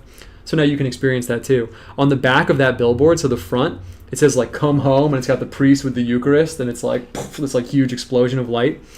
But on the back, it's about not having an abortion. The back of the billboard is like it's just basically like don't have an abortion. It's some Bible verse, and it's like I think it's from one of the prophets. It's from one of the prophets. It's one of the prophets saying like, you knew me before I was born or something like that. So it has that in like huge letters. And then it's like this like service that will like help you like not have an abortion basically. So whatever you think about that, yeah, it's a Chad billboard. It goes 100% hard on the message, whether you're coming or going from the county. Have I heard Jay Dyer talk about Pentecostalism and charismatic stuff? Nah, man, I haven't. I read what Seraphim Rose wrote about it in Orthodoxy and the Religion of the Future. I mean, yeah, honestly, part of why it's so interesting, so I don't know what Jay Dyer says about it. I mean, I would guess that it's in line with the general Orthodox interpretation, which is that it's not really the move, but I bet he also probably has something uniquely interesting to say about it too, but I don't know. If you want to tell me, I'll read it right now. But yeah, I mean, the crazy thing, man, is that, I'm sure if you're here, you're interested in like mystical phenomenon in like some capacity, is that it really popped off, man. I mean, how do you like explain in your mind it going from... I'm looking for the Viridian paint right now. Here it is. I want to get a darker green underneath the stem right here. And then we'll paint in the petals, and then we'll get going on the rest of it. But how do you, like, explain in your mind? You can call it glossolalia, the speaking in tongues, that stuff. I mean, it kind of just, like, started at the beginning of the 1900s. I mean, I'm sure it has a little bit roots, like Methodism, some holy movement stuff, like, not general Methodism, but whatever. And it like just popped off, man. I mean, how many Pentecostals are there around the world? Like millions and millions and millions. I mean, it's really really difficult for me to look at it and even just as a total outsider, square that away. I mean, it's like a wildfire. Literally, it's like one of those things where like boom, like the time has come, takes off really hard. And I don't know. I was almost like laying awake last night thinking about it. Why that is. I mean, I think it's a lot of reasons, like people kind of like lusting for mystical experience, But I don't know. It's also weird because it's not just an idea. It's a practice wherein you're like literally like imbued with the Holy Spirit. I mean, I don't know. Maybe you're not. Maybe you are. Whatever. But the point is that you experience it in this like physical manifestation. So it makes it a lot harder for me to like square it away and just say like, oh well, you know, like if it's just a belief, like, you know, if people are just like believing something, I mean, you know, again, whether it's true or not, you can kind of convince people to believe stuff. I mean, that makes sense. But all of a sudden you have these people like literally rolling around on the floor and speaking in tongues and all this stuff. And yeah, it's kind of just hard for me to like explain that away. It's kind of hard for me to just look at that and be like, oh yeah, well, you know, that's just a thing that happens. One day some people start doing it in California, and then all of a sudden it's a worldwide phenomenon that encompasses like hundreds of millions of people probably, right? I don't know if it's really hundreds of millions, but it seems like a shit ton. It's at least tens of millions, right? I mean, how many Pentecostals are there? So that's really interesting, especially as someone who is, you know, almost like primarily interested in how, in like the time situation that we're in, and how like the zeitgeist and modern times and how we relate to all this stuff. I mean, it's hard to square that away, man. It's hard to, I mean, you can't put that away. It's an interesting piece of data. Let me put it that way. It's a very interesting, very, very strange piece of data. And like, how much precedence for that is there in Christian history? I mean, you have, I'm a little bit out of my element right now because I didn't plan on talking about this, but yeah, who are those guys? Like the Montanists, right? They were doing like prophecy and stuff, but I could be mixing them up. I could be thinking of like a different group of like proclaimed heretics, but you have some groups being like, yeah, we're prophets and, you know, we're doing prophecy now, but was it really like that? You really get like grandmas and like teenagers like rolling around on the floor, like speaking in tongues? I mean, I don't know. Maybe you did, but it seems like kind of a lot. Let's put it that way. I feel like it has something to do with like the spirit of the time. You know, like how could it not? It has something to do with like the situation that we're in, like spiritually, and maybe being alienated from certain classical aspects of Christianity, and maybe it has to do with like the alienation of like modern life in general, honestly. Like maybe it has something to do with like how you feel so like the world is so like fake and plastic, and, you know, it started in LA, which obviously, you know, is like, I mean, that's where it would be if that's what it was a reaction to, put it that way. But yeah, I really have a lot to like, I don't know, I feel like it's something I have to like sit down and like think about for a while. It's really intriguing. And then, like I said, I was prepping for the show and I was like, oh yeah, we're doing like symbolic dreams and visions and stuff. And I feel like lust for visions and lust for mystical experiences is also part of what characterized like the world that I kind of like left behind. Like when I was doing like, you know, occult stuff and psychedelic stuff and things like that, I feel like that is definitely how I would characterize my own experience. Like a lust for some type of experience like that. You're like, oh, I really want it. Like, and you're reading about it and you're like, I want that, like badly, you know? It's like you're hungry and you're reading about someone having like food. You're like, oh yeah, that's that shit. And I want that. So I feel like, I don't know, it's interesting, man. All right, I put this like orb of light around the church. I'm feeling that for sure. And I'm going to throw down some of this darker color around the outside. So yeah, I was kind of like looking forward to like talking about that a little bit with you guys. Not that I have some big like macro conclusion, but I like when the show is kind of like an expression of like the things I've been thinking of over the week, and then it ties in with what we're doing here, because the latter is like a bridging of heaven and earth, as are these like mystical phenomena. So I don't know. That looks dope though. What I do know is that looks dope. I don't know, it's been a while since I looked to it, but Dyer says he thinks it's some kind of CIA-funded type mind control thing. Yo! Wow, if the CIA was involved in like... Well, the CIA didn't... Well, you know, you said, I'm sure he has a more nuanced position than that. You're kind of just like giving me the gist of it. Yeah, that'd be really interesting. They probably had their hands in it. I don't actually think the CIA existed in the early 1900s, but I get what you're saying, that it's some kind of like situation that's maybe tied into like other things in an atypical way. That is interesting. Okay. So we got this church growing out of the rock. Told my story about the little churches around my house. Perfect. Is this still wet though? Let's see, I'm going to touch the picture. Yeah, it is still wet. Okay, so I obviously have to throw in this ladder. I'm kind of torn because I kind of want to just throw it down, but my plan is to have like at least one or two angels like leaning off the ladder, kind of like grabbing it and like leaning off of it. So I could just throw it down. I could pencil it in. I don't think we've penciled anything in the entire show. All the episodes. I just don't like doing it because it kind of gives it like a loose kind of like feel. So I'm not going to do it. I'm going to throw down, I'll throw down a really, really light outline of the ladder. That's what I'm going to do. And I'm going to do it in an almost transparent yellow ochre. It's a good color for the ladder. So, it's kind of like wood, but is it gold? It's a little bit ambiguous. And I'm going to try and make this straight, but if it's not a big deal. So I'm going to start right here. Pretty good. I'll definitely take that. It actually looks kind of dope with the watercolor. And we'll make it kind of like a fat ladder. It's supposed to be the whole subject of the picture, so cool. It's good enough for us right now. Just be kind of like the background. Actually, it's a really good like tree color. Not that we're going to do that, but... Okay, boom. So we'll throw this down over here. Perfect. Perfect. Okay. And let's see. The way I want to do this is I'm just going to paint in the angel. I'm just going to go for it. And that's kind of what the show's about, is not being afraid and just going for it creatively. So let's just do it. I'm wondering what I'm going to outline him in. So I'm going to draw the angel like this. This is what I'm thinking. Let's see, pencil it out a little bit here. And then we'll talk about the ladder a little bit more and stuff. So here's what I'm thinking. I'm thinking that, let's say this is the ladder over here. We're going to have the rungs. Yeah, perfect. We'll get him with the head, right, coming in. And sometimes when I draw in angels and stuff, can you guys see that? Yeah, you can.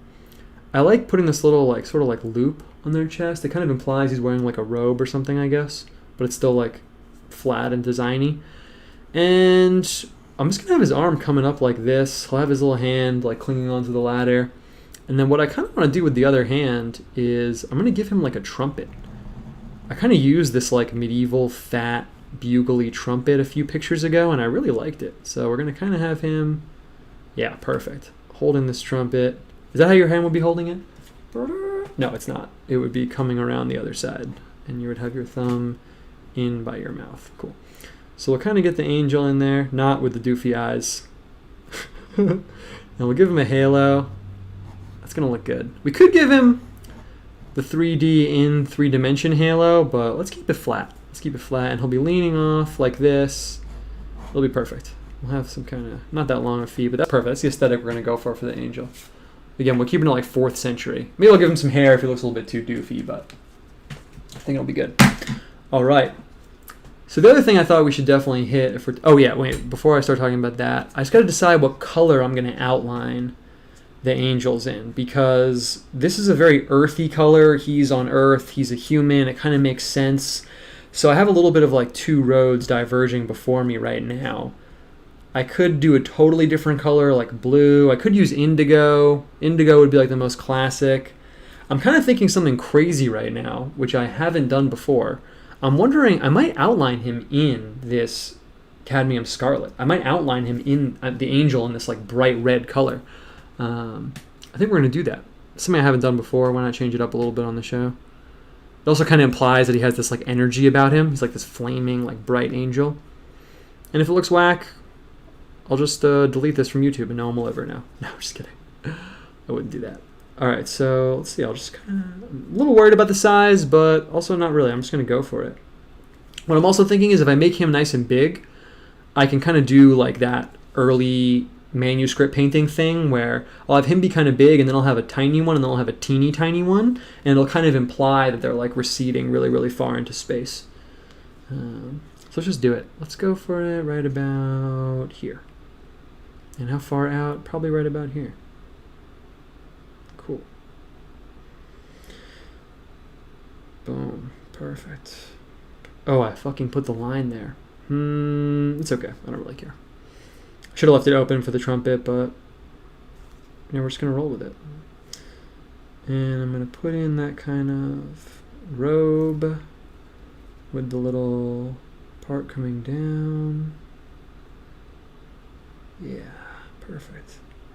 This is kind of like a symbolic, like clothy fold situation to me. I guess that's kind of why I like that. And I'm going to give them some shoulders. Since I don't want it to look too doofy, one way you can do that with men is give them like powerful shoulders. If you just have it like coming off straight, it gives them like a way more masculine feel, even if you're working like this simplistically. It's kind of like a guy in real life. If a guy has like powerful, strong shoulders, it's like physiognomy, basically. It subtly, whether it's true or not, communicates something to them about their personality. So I didn't leave the space in here for that trumpet. So what I'm thinking is maybe I'll give the other angel a trumpet. Maybe we'll have this angel holding something. Let's do that. We'll just roll with it. I'm struggling not to start dropping like Bob Rossisms. Like, there's no mistakes. We'll just happy little accident. No trumpet. Maybe he's holding a little tree. A happy little tree. But really though. And we'll come around. I made this line really thick, but it's cool. What I think I'm going to do is I'm going to kind of lean into this red, kind of like fiery color, and I might brush it off and have some like fiery kind of flaming angel type thing coming around. I'll come down over here. Perfect. Yeah, this is good. Perfect. And I'm going to kind of go for the robe effect. So the question is, yeah, I'm just going to do it. I'm going to come up, I'm going to come back, and I'm going to come around. Kind of that simple, again, like 4th century illustrative robe effect. I'm cool with that, though. I like that, actually. We'll give them these little feet. Doesn't really matter. We don't really want anyone to be looking at them anyway, so maybe that was too small, but if it looks whack, we can just paint over it. Cool. And what's he holding? I kind of want him to be holding an envelope, but I use that a lot in my pictures, and when I do the painting show, I like to kind of change it up a little bit. So if we do the seed thing, maybe we'll have him holding a seed or something like that. We'll see how it goes. I also could put in the face, but I don't know. Maybe we should lean into like the weird Old Testament angel thing. They always have like, you know, fire and covered in eyes and stuff like that. So we could make his face like something that's not like a human face. That would kind of fit like the biblical angel theme. I'm going to throw down the halo. Cool. And one other thing I was thinking about the ladder is, perfect. I just want to make sure you guys can see the paint I'm dropping. Is it kind of is like an axis mundi also. I don't know if we've talked about that too much on the show, but if you start getting into like comparative religion and different like symbolic systems and stuff like that, axis mundi is like a really good term to know. Most of you guys probably know that, but basically it's like the center of the universe. It's like a marker. And it's one of the most useful terms that I feel like I picked up from like comparative religion stuff because, you know, different belief systems, different worldviews have an axis mundi. So like, we've talked about this before. You know, Islam has Mecca. That's like the most explicit example. Mecca is the Islamic axis mundi. It's like the center of the world, basically, in Islam. In Rome, I mean, not in Rome. In Catholicism, I suppose it's the Pope and the Vatican. Really the Vatican, I guess you could say, and like the church as an institution. But I think it's really interesting because as you go deeper, like some thought systems don't have a physical axis mundi. It's more like an idea that becomes the axis mundi. So I was going to say in Christianity, Jesus is kind of like the spiritual axis mundi. It's like this, I mean, I'm not belittling it, obviously, but it's like this, I'm going to very delicately use the word like, I don't know what word to use. I mean, it's God, but what do you want me to say? Principle, force, you know, I'm not trying to like Jungian, like secularize it up. Obviously, like I believe in God and stuff and Jesus, but I'm saying for the purpose of a scholastic analysis, it's like this, I'm going to say concept. I know it's not a concept. Don't quote me out of context on it, but it's the thing that it's the thing, the person that you organize your entire spiritual life around. And real life, it becomes this like spiritual mental axis mundi, you know, that's like decentralized. So as opposed to like in paganism where the axis mundi would normally be like a place. Like if you're part of the cult of Athena, then the axis mundi would be, you know, the Athena temple in Delphi or something. But it's kind of interesting because as things get more advanced, the axis mundi becomes non-physical. It becomes an organizational principle that organizes the mind, which I think is a little bit more interesting. Cool. So I'm going to paint in the other angel over here. Nice. Someone said this is satisfying to watch. Thanks. It's funny. I'm always wondering like how it looks from the other side because I'm just hosting and like talking to you guys. And I don't know if I'm going to get the third tiny angel in, but I am going to get the second tiny angel in. And I got this from some like manuscript in Florence, but I really like when they have the big poofy cheek. And it's like very clearly blowing into some big trumpet. Boom. Come down over here. And I started doing the other angel because I kind of want to paint them together. If I flare out the sides and take the red out, I want to do it to both of them at the same time. The ideally the whole picture would be kind of like a Polaroid that develops all at once together. Since I'm, painting in this style, it's not going to happen, but it's kind of the concept sometimes. So if I do two things that I want to be visually married together, then I'll often do them together like that. Okay, I'm going to bring this guy down over here. Boom. Boom. Perfect. He's going to have the same thing. His hand's going to be coming down. Perfect. The other hand is going to be holding the trumpet, obviously. And same deal. I didn't leave room for his hand, but whatever. Doesn't matter. Doesn't matter. Cool.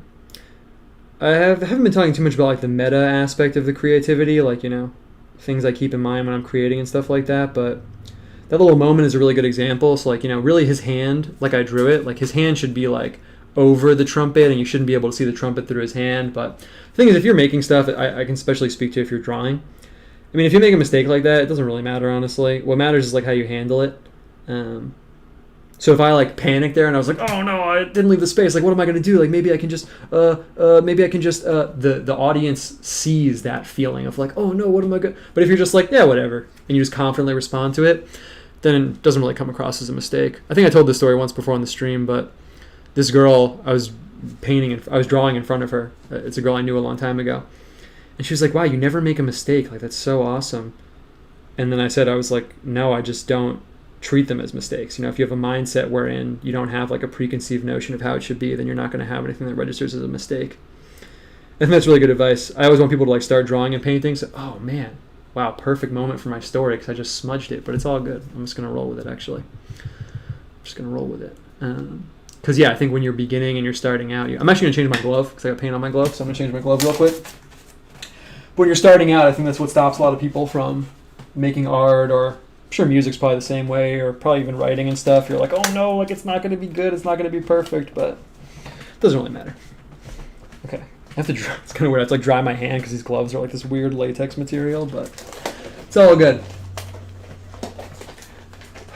Nice, Lucky Lizard in the chat. Not sure if you already answered and I zoned out, but what is the Western secular axis mundi?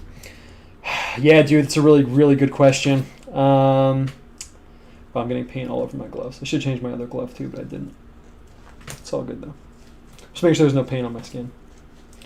All right. Yeah, it's okay. If I smudge a little yellow, we'll just roll with it. I'm going to change this glove too because there's paint on it. That's a really good question, man. The Western secular axis mundi. I don't really know. I mean, obviously you guys know I enjoy tying in like aspects of like theological worldviews and seeing what the equivalent is for our modern, I guess you could say anti-theological worldview, but I view like the secular worldview as its own like religion, obviously, in case it's the first time you're meeting me. But I don't know, man. It's kind of difficult. I mean, a lot of things do port over perfectly. Like, instead of a temple, you have a university, right? Instead of priests, you have like scientists and researchers, things like that. Instead of like a theology, you have like science, TM, intersecting with, principles and ideas and things like that. It's kind of a lot to unpack if you don't know what I'm talking about, but I think most of you guys do know what I'm talking about. But the axis mundi, I don't know, man. It's kind of hard. It's kind of hard to say. I don't really know. I mean, is it ambiguous as something like knowledge? Is it ambiguous as something like education and like educating yourself? But it's kind of like a cop-out answer. So I can't really say. Actually, you know what? I have kind of toyed around with this idea before. I think it's possible that... Actually, I haven't talked about this on Twitter. We're unveiling a new idea. I think the secular axis mundi, at least in Western culture, I only say that because I can only speak to Western culture, obviously.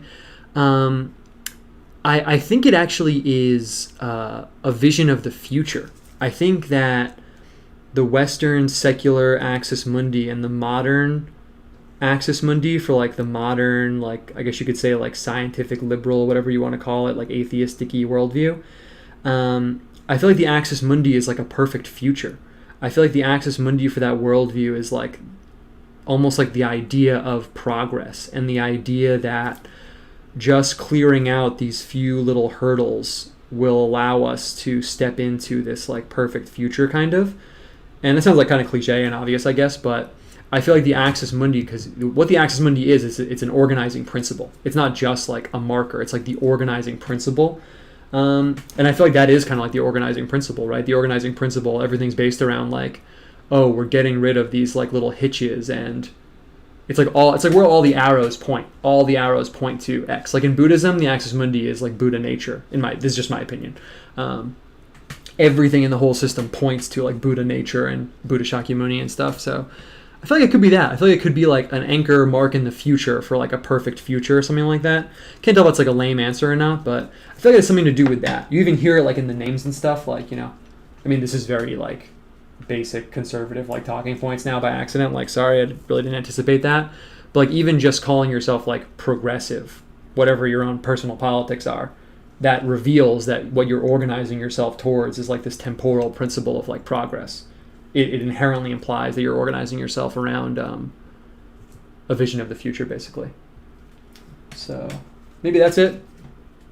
I got a bigger brush, because what I'm going to do right now is I'm going to... So I don't know how this is going to go right now. This is an exciting moment in the painting. I don't exactly know what's going to happen. And check it out. The red kind of bled up into the halo up here, but I'm into it. I actually think it looks kind of cool. And I'm just going to kind of fade out this red. And I'm just going to like fuzz it out a little bit. It's actually not really fuzzing as much as I thought it would. Can't tell if I'm stoked about that or not. And what I could do is I could come back in with the actual red paint itself, which I think is what I'm going to do. I think I'm just going to grab a little bit of the cadmium scarlet and yeah, just get it like bleeding out a little bit in there. So that's one thing I love doing with watercolors. You can wet the page a little bit, and then if you come back in with the pigment, it'll kind of like bleed out a little bit. I kind of like it. But do I want to put in like the full flames? Like, should I leave the edges blurry, or should I like flame it out? I think I'm going to go with like subtle flames. Let's go with subtle flames, and then if we want to get the full flames in, we can do it. You know I love painting flames. And if we're going to get the subtle flames in, let's get a little bit more of the red in. Maybe in the tips coming back in. Yeah, it looks pretty good. Got a little flame coming down over here. It looks good. I don't want it to read like flames, like it's very clearly flames, but I want it to kind of have that energy a little bit. That guy looks good. This looks dope, actually. Just a little bit, and I feel like I need like a little fat. Yeah, exactly. It's like literally exactly what I needed. Just a little bit of like the heavy pigment kind of coming down, coming up a little bit over here. Between his legs, over here. Yeah, this is good. I'm going to leave his shirt white. I was going to come in and put some color on there, but I'm not going to. Man, that's a good look. That is a good look. I like that a lot. The nice thing about the cadmium scarlet is when you get the when you lower the opacity, like in Photoshop right now, when you get the paper shining through it, it actually kind of like desaturates. It almost becomes like the nice like red colors you get on like a person's body, like a girl's cheeks or something like that. It loses its kind of like intensity in a very nice way. It becomes more of like a subtle color. Perfect. This guy will do a little bit heavier because I want him to be like very in the foreground. So actually we'll kind of just bring it up a little bit. Maybe I did that a little bit too much, but it's okay. Yeah, perfect. Perfect. Yeah, that looks dope. Looks dope.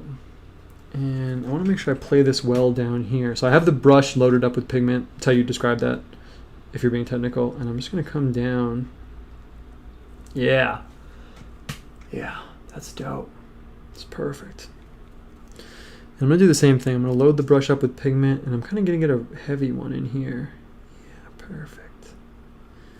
What you can do a lot of the time is if you're making an image and you kind of like let it be a little more natural and like chaotic, I guess you could say, or really like ill-defined, ill-formed, I guess you could say. What you can do is if you just have one little piece that signifies what everything else is, it'll tie it all together. I do that a lot, actually. Like if I have a whole picture, I'm not going to draw it right now, but like if I have a whole picture where it's like all these little dots, let's say the whole thing, I have the whole thing covered with dots in the background, big, small, all that stuff. And then if I just have one that I paint in as a star, and I paint in the points on the star, maybe two. If if I have like 2, it's not going to happen right now because I just did this really sloppily. But if you just paint in 2, then the person's eyes, the viewer's eyes, reads it all. It takes that node of specificity and reads it into the chaotic pattern. And you can do a lot with that. You can get away with a lot like that. Like if you have a picture, I'm kind of like giving away a secret, I guess, right now, but it's fine.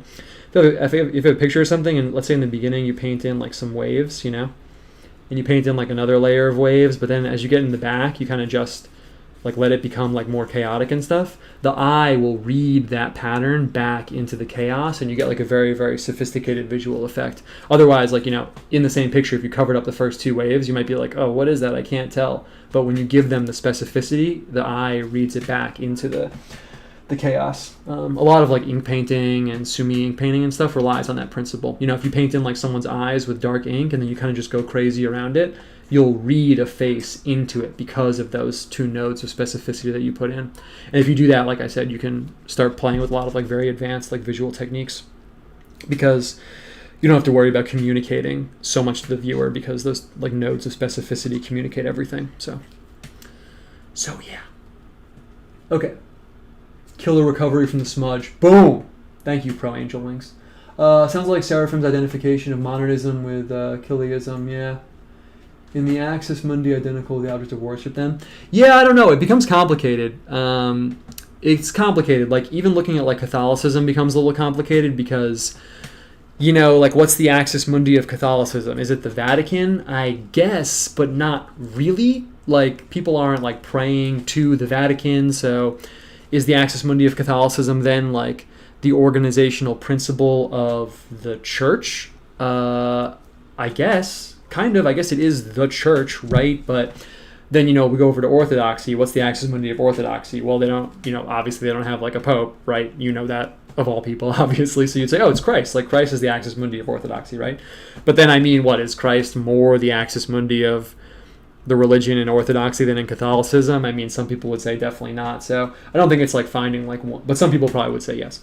So I don't think it's like finding like one specific like answer. But yeah, it is really interesting, honestly. I think the most interesting thing about the modern thing is like they don't think of it as a religion, so I think applying like religious principles to it and like viewing it as a religion just becomes like extremely fascinating for a variety of reasons. Okay, so I want to get this ladder in. It's kind of like the whole reason we were here in the first place, but I don't want it to be too dark, but I also don't want it to be too light. I want it to be a good lightness and darkness. So what I'm going to do is, I kind of want to see if I can give it a little bit of like an ethereal flavor with the watercolors. I don't know if that's really going to work, because I also don't want it to be too confusing. I've pushed a lot of the visual confusingness. I'm actually going to shade that in. I don't want to push my luck too hard. I think that's a smart move. Some things have got to be clear in the picture. So I'm just going to come in, and we'll leave a little bit of this paper shining up through. Come in here. I can always outline the ladder if it's not clear enough, but you're not even really going to be able to see this right bar. I was reading some commentary. I don't remember where it was, but it was saying on the ladder, like, oh, it was some weirdo like mystical thing, but it was saying like the left side of the ladder and the right side of the ladder are like the 2 trees from like the Garden of Eden. But I don't think that's like objectively true. I just thought it was like an interesting angle to take. Okay, so I'm going to come up with this darkness over here. Perfect. Boom. And honestly, I'm really enjoying going deeper into the biblical symbolism a lot. I feel like it really is unlocking. Like when I first started, not that I don't know everything about the Bible. I would never be so arrogant. But I was just wondering naturally as I'm planning out a painting show, I was like, oh, I wonder if we're going to have like enough to like really talk about, you know what I mean? But I really haven't for a second. Felt like there's not enough. I mean, even today in the car, I was telling my wife about like the basket stuff from last week, if you watched that, where like the basket was like almost representative of, that's a word I made up, representative of Mary in a way, because it's like holding the bread, and the bread is like Jesus, but also basket, like Moses gets put in the basket, and the word for basket is used for ark also, so Moses getting put in the basket is like a type for the ark, but also Mary is kind of like the ark, and it's like, wow, there's really a lot here to unpack. It's a really good feeling. And I feel like it's nice because I feel like for a long time, art-wise, I was like floating, just where things kind of just like weren't really hooked into like a larger symbolic framework. So it has been really interesting going deeper into it with you guys. Hope it's been interesting on the other end also. Okay, so I'm going to throw down these bars, throwing down bars. We got bars on the show. It's a rap joke. And I'm going to, once it dries, I'm going to come back in and shade it so the distinction between the crossbars and the vertical columns are a little bit more distinct. But for now, I'm just going to kind of go for it.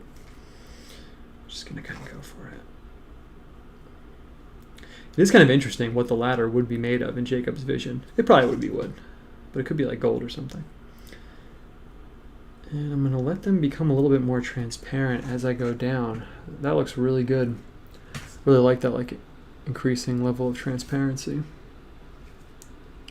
Oh, and also I didn't even talk about something else about the ladder before we just move into like talking about random stuff together, which is usually my favorite part. But I was also thinking in the ladder, you know, something I didn't read in any of the commentary. Maybe, I don't know if it's in the scripture itself or if it's just an art thing. It must be in the scripture somewhere. But when I think of the ladder, there is another ladder in the Bible, but it's the ladder used for the deposition. That was the first thing I thought of. I made an image. Oh, I could pull it up right now. Let's not segue too hard, though. This is looking pretty good. I made an image of the Arma Christi, the tools of the Passion, and there's a ladder on there because the ladder is used in the deposition to take Christ down from the cross. So that's the first thing I thought of. But it wasn't any of the commentary.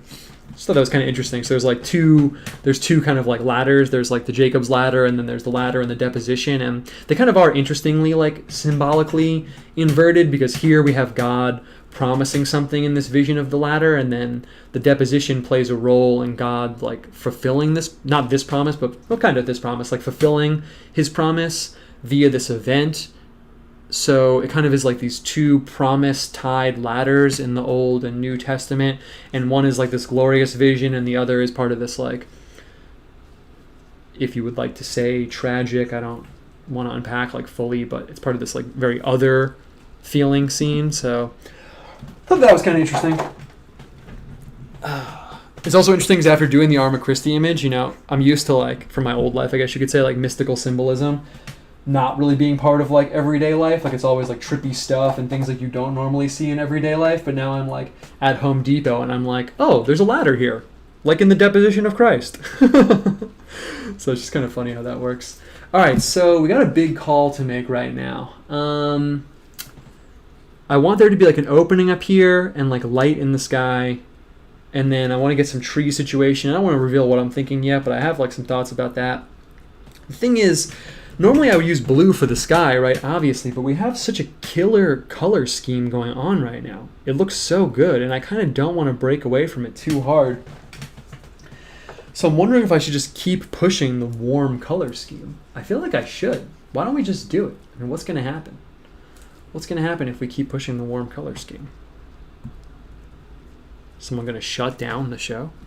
So I'm going to use, for the outline of the cloud up here, I'm going to use this cadmium orange instead of the dark color I normally would. And I'm going to kind of paint in like the opening up here, and I don't know what I'm going to put in the sky. I've been using the eye to represent God. I don't know. I'm not over it, but I kind of just want to keep changing it up. But then I'm representing like God, so I might just make like a luminous like scene, just like the heavens like full of light. I feel like that's kind of like the best. Oh, I'm still using the big brush. I'm gonna change brushes real quick. So probably just use light or something like that up there. If so many pagans weren't worshiping the sun, I could just use the sun. Once again, my artistic plans are foiled by paganism. Just kidding. So I'm going to paint these clouds in up here, and I'm just going to go for it. I'm just going to paint them in kind of fat, like boom, boom, boom. Perfect. One more. Yeah. A little orange will bleed in there. It's kind of okay, actually. Maybe I'll dry it up. How are we doing on time? Whoa! We're really far in on time. I'm going to try and pick up the pace a little bit. Cool. So yeah, we're pretty far in. If anyone wants to like ask me stuff, you can. Otherwise, I'm probably just going to riff on like the things we've been talking about. I feel like I do have a lot I want to talk about with you guys, so I never want you guys to feel that I'm like, oh shit, I got to like talk about something. But honestly, most of what I've been thinking about has honestly been like about narrative and stuff like that and writing. I've been trying to write the comic that I've been working on, so I've been thinking a lot about that, and it's been tying up a lot of my thoughts. Not that I've had time to do it, but I have been thinking about it. Okay. Making picture decisions. Picture decisions right now. I don't really have that much left to do, so we might land good on time. Might land well on time. But decisions right now that need to be made. Horizon line. There's going to be a horizon line. Is it going to be green? Am I going to lean into the orange thing? I kind of want to lean into the orange thing, honestly. It's kind of dope. I say we do it. I say we just do it. Let's go for it. We're making powerful decisions here. Normally I'd use green, but like I said, let's just go for it. And where I want it to be, I kind of just want it to be, I'm just going to go for it. Is there any paint on my hand? A little bit, so got to be careful. It's okay if it's not perfectly straight, but we're just going to go for it like that. It's pretty good, actually. And same deal over here. Boom. Cool. We can toughen that up a little bit. Boom. Wow, looks so much straighter now. But it's too thick. I just don't like the wiggliness of that line. I'd rather have it be like straight and inaccurate than wiggly. And you got to be confident. Look how much better that looks. Oh, so much better. Okay, I'm going to throw down hills over here. So I'm going to do my kind of thing I do often where I just throw down these two kind of hills. Hills also kind of fit the ladder theme because hills kind of do bring us, closer to the heavens. It's not like a mountain, but it does bring us up a little bit in elevation. Maybe that's a stretch, but I like including them in my pictures for that reason. I made a commission to this guy. Some guy commissioned me to make an image of St. Anne. And he was telling me some stuff. So I put these hills in the background. I think I mentioned this last stream too, but I was like, yeah, they represent like rising to a challenge, but it's like a doable challenge. I am going to throw a mountain in the back, just honestly for no reason other than the fact that I feel like it just brings the biblical vibe. Mountains, Old Testament, things are happening around mountains. And I'm going to keep going with the atypical colors, and I'm going to do it in red. I'm going to do it in this bright red. Do I want to do it in bright red? I could do it in dark red, but then we're getting too many colors in. Let's just do it. Let's do it. We're making confident, powerful decisions. Boom. Yeah. That was a good call. And you can see right now what I'm thinking is I'm like, it's pretty high contrast, so I have to lean into it. I could have made it less contrasty, but I didn't. So I have to lean into that decision. I do actually like it, though. And I said I was going to kind of fuzz out Jacob down here and give him some kind of airy surrounding like the angels. So I am going to do that still. That'll probably help fuzz out the mountain a little bit. And the other main thing I was thinking, as suspected, we didn't get to the seed symbolism, but that's okay. I think it's better to like hit the things that we can hit and have time to hit rather than trying to pack too much in. So honestly, what I'm thinking is I haven't used a symbol I haven't used this in a picture like this before, but I think it would be tight. Since this is all about like bridging the divine and terrestrial spheres, and we have the angels coming down, and we have the ladder and everything, what I think I want to do is I want to use a palm tree, because we haven't used one in a while, and they are biblically symbolic of paradise. So it is sanctioned for us to use one, so why not use one? But I think what I want to do is have a palm tree growing up like that, like boom, coming up the side.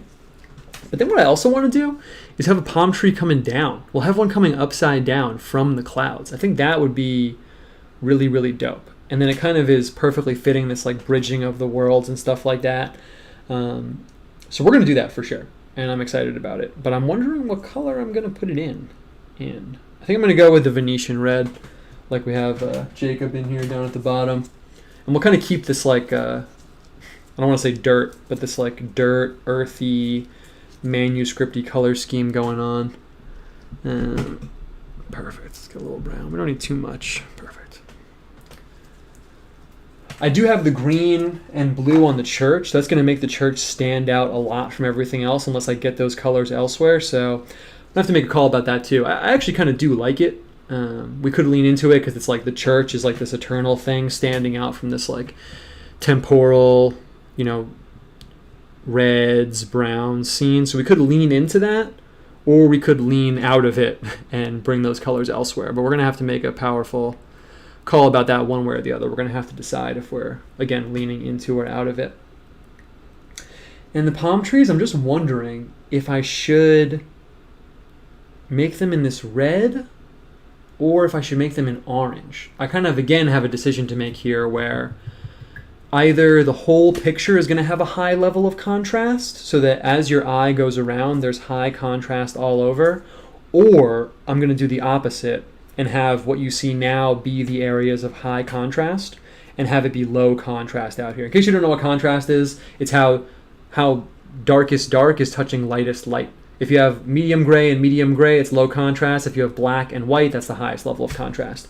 And I've said this a bunch, but in case you haven't heard it before, or in case you're taking notes, contrast in a picture, especially like this, is like the picture is telling your eye, hey, look over here. This is what's important. So when you put contrast in, that's like, again, it tells the eye, hey, this is what's important, look over here. I always say this, but if you're working on a picture and you're like, I don't really know what's going on here, you probably don't have an area of very high contrast that's clearly telling the viewer's eye what to do.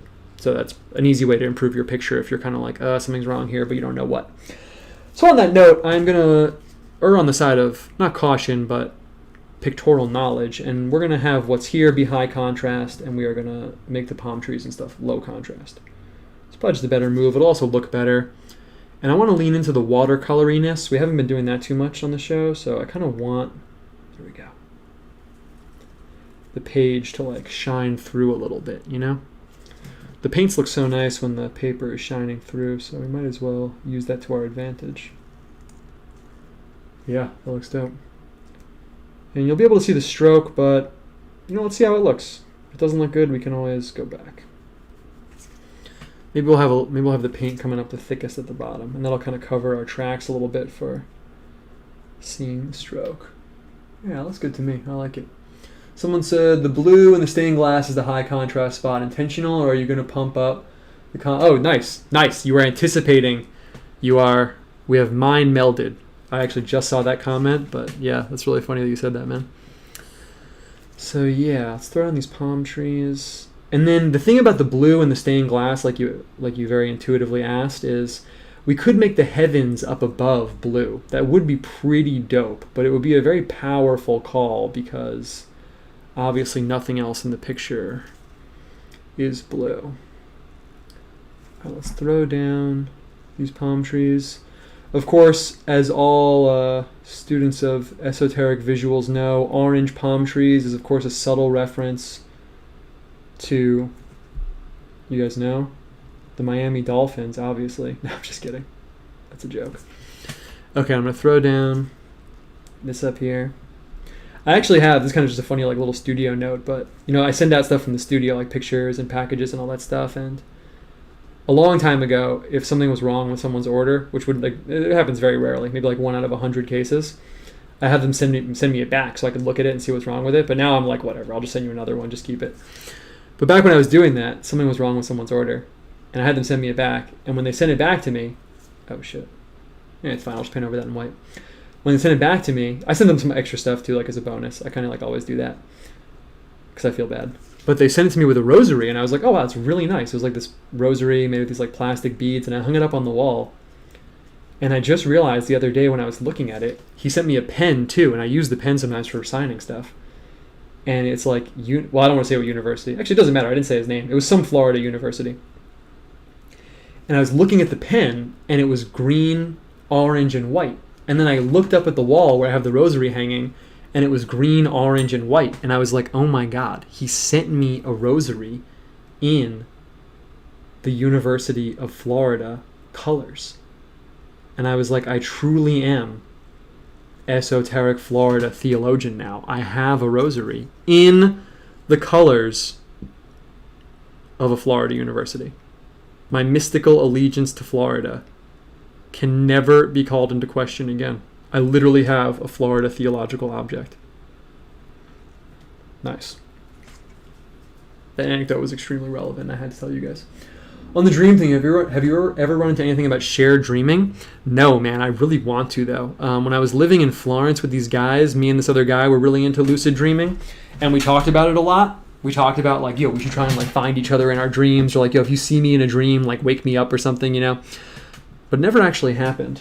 I really don't want to smudge this, but I really don't want to take the time and change my gloves again. Is this going to be a learning moment? Are we all going to reflect back on me just saying that when I smudge the picture? But I think it's fine. So no, not really. I just want to make sure I don't mess this up. Hold on. Perfect. Perfect. So no, not really, although I would be really open to it, and I do think the concept is really cool, actually. If anyone has, I would definitely be also open to hearing it. But no, my dreams have always been, what would you call it, solipsistic. It's always just me. I have been having some weird dreams since we started talking about it, but nothing really worth going into like too hard. Okay, cool. My dreams pretty much break down into like a few categories. Sometimes it's random stuff, but I had a dream where I was smoking weed the other day, and that was really weird. I always wonder like why or like what the psychological significance is. It's really funny because in the dream, I smoked weed. In case you don't know me, I used to smoke weed a lot. Now I'm like really against it, for the most part. That's how you could say it, I guess. And I smoked weed in my dream, and then I was like, the whole rest of the dream, I was like, oh my God, why did I do that? I was like, no, what was I thinking? I was like, I totally forgot. I don't smoke weed anymore. No. So then I woke up and I was like, why? Why did I have that dream? I haven't thought about that in so long. So that was kind of funny, but nothing too deep, honestly. Boom. Let's come around with the leaves. Perfect. Cool. Yeah. I think the upside down and right side up palm tree motif was a 5-star call. Perfect, perfect, perfect. Great. So yeah, I really like the idea of the thing like coming up from the heavens and coming down from the heavens. Really tight. I should fatten this palm tree up a little bit, but it's okay. Maybe I will. Maybe I won't. Can't really tell. With watercolor, you really don't want to go back and overwork it. That's like the number one mistake people make with watercolor. Cool. So we're probably going to land right on time. It's 8:38. We'll tighten up this picture. It's looking dope. This is going to be one of those ones where like the train just like pulls into the station. Like there's going to be one moment where you're just like, oh, we're done. I'll fatten this one up a little bit. Perhaps against my better judgment, perhaps not. I want to see if I can match the opacity a little bit. Cool.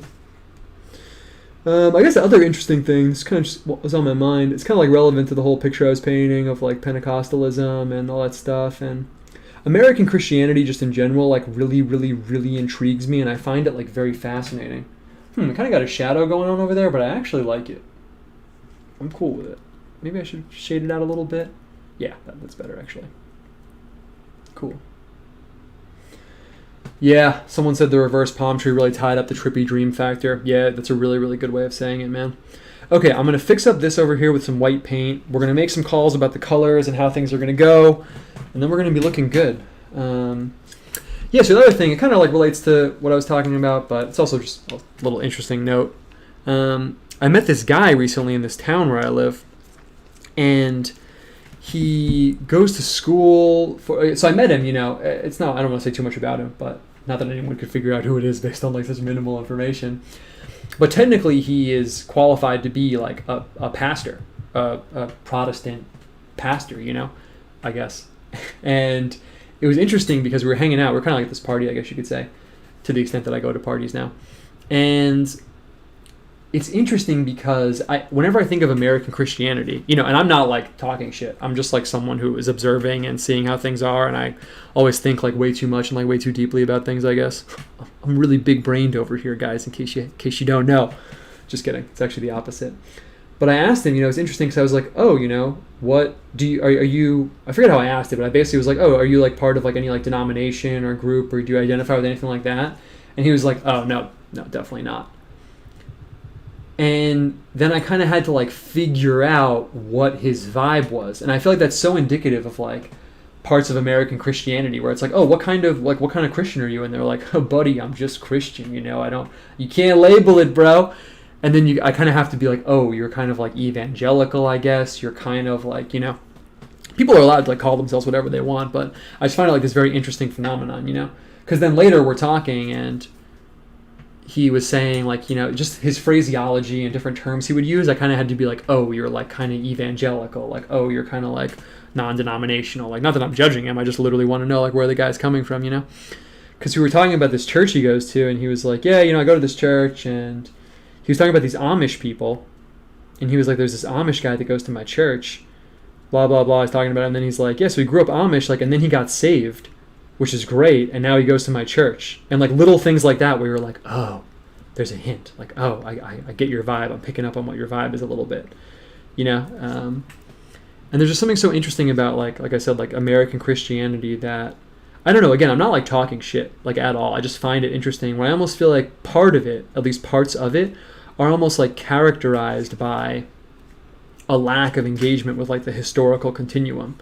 So it's weird because it's almost like on this razor's edge, like we were talking about Pentecostalism, it's like on this razor's edge of like, is this like hyper mystical? Like you just love Jesus and just view yourself like completely and totally divorced from the like entirety of Christian history, like almost like in your mind, it's like you just go in this room in your house and it's like, yeah, it's just me and God. I don't care about all this other stuff. And it's really interesting because, yeah, like you could pitch it as like hyper mystical almost. Like, is that hyper mystical? Or you could pitch it like in a negative way. And I just find it so fascinating. I don't really have like a conclusion on it. The other interesting thing about talking to this guy, kind of the reason why I brought it up was like, you know, I didn't grow up in a Christian place at all with like any Christianity around me, except for like, I knew some non-denominational kids, but they kind of just did their own thing. But, like, it just fascinates me that there's this whole world of like American evangelical Christianity where they have like, this sounds really dumb, but just because of how I grew up, where there's like colleges and programs and spiritual directors and people like kind of like not guruing each other, but like helping guide each other spiritually and all this stuff. And it's like, wow, you guys really have like a whole framework and you guys have a whole like world going on. And I don't know, like I said, it's just interesting. Like, I don't really have much to say about it, but I was thinking about it a lot this week because I met that guy and, you know, I was thinking about Pentecostalism and all that stuff. And it was just kind of interesting, like, you know, people being Christian just like completely and totally outside like any kind of framework at all. Just like, yeah, I found the Bible and I'm into it and that's literally it. And I just find that so interesting. Okay, could talk more about that, but we got some calls to make. Right now. First things first, I'm going to tighten up the church on this flower over here. Boom. It was also funny. I thought of some of you guys online, you know, because we're always talking about like weird interdenominational. I don't want to call it squabbling because it's just a good time, but you know how we are online, obviously, especially if you're watching this probably. And I told him I had been going to this Catholic church, you know, which I do, and I like going to it, but I'm not myself Catholic. I don't belong to any group, you know what I mean? So it's kind of interesting, like explaining that to him, which is admittedly obviously confusing. And he was talking about it, and he was talking about going to this church and stuff like that, and it was just funny because the way he said something, he was like, yeah, you know, he wasn't being like mean. He was like an extremely polite dude. So he wasn't being like mean or weird or anything, but he was like, yeah, you know, my sister goes to this Catholic church, and it's kind of like the scandal of the family. They're like an evangelical family, like really hardcore. And he said something like, yeah, you know, like they have like all the gold and the hierarchy and like especially like all, you know, the Mary veneration and stuff. And it was really funny because it reminded me of a scene in King of the Hill where these environmentalists are talking about grilling. And they're like, yeah, you know, people that grill, they have like the paper plates and the burgers and all the stuff. And then Hank says, I sold 3 grills today using those exact terms, but saying them with a positive attitude. And it was funny because that's how I felt. Like they're saying it negatively, but he was saying it positively. That's how I felt when he was describing the other churches. He was like, yeah, they have all this gold and hierarchy and Mary stuff. And I was like, yeah, I was like, buddy, that's the best part. I was like, that's the best part. You're selling it to me. Anyway, I thought that was funny. Okay, so here's the questions now. Man, it looks good. It looks good. The picture looks really good, but we are just missing a little something. You can feel it, right? It's like you try the food and it's missing. It's not totally there yet. The thing is, I really like all the white. I don't want it to look unfinished, but I really, really like all the white. I like it a lot. This guy's got to be holding something. I'm thinking an envelope, like he's an angel bringing a message from God. That would be kind of tight. It's also kind of the perfect detail level. It'll offset the church just a little bit.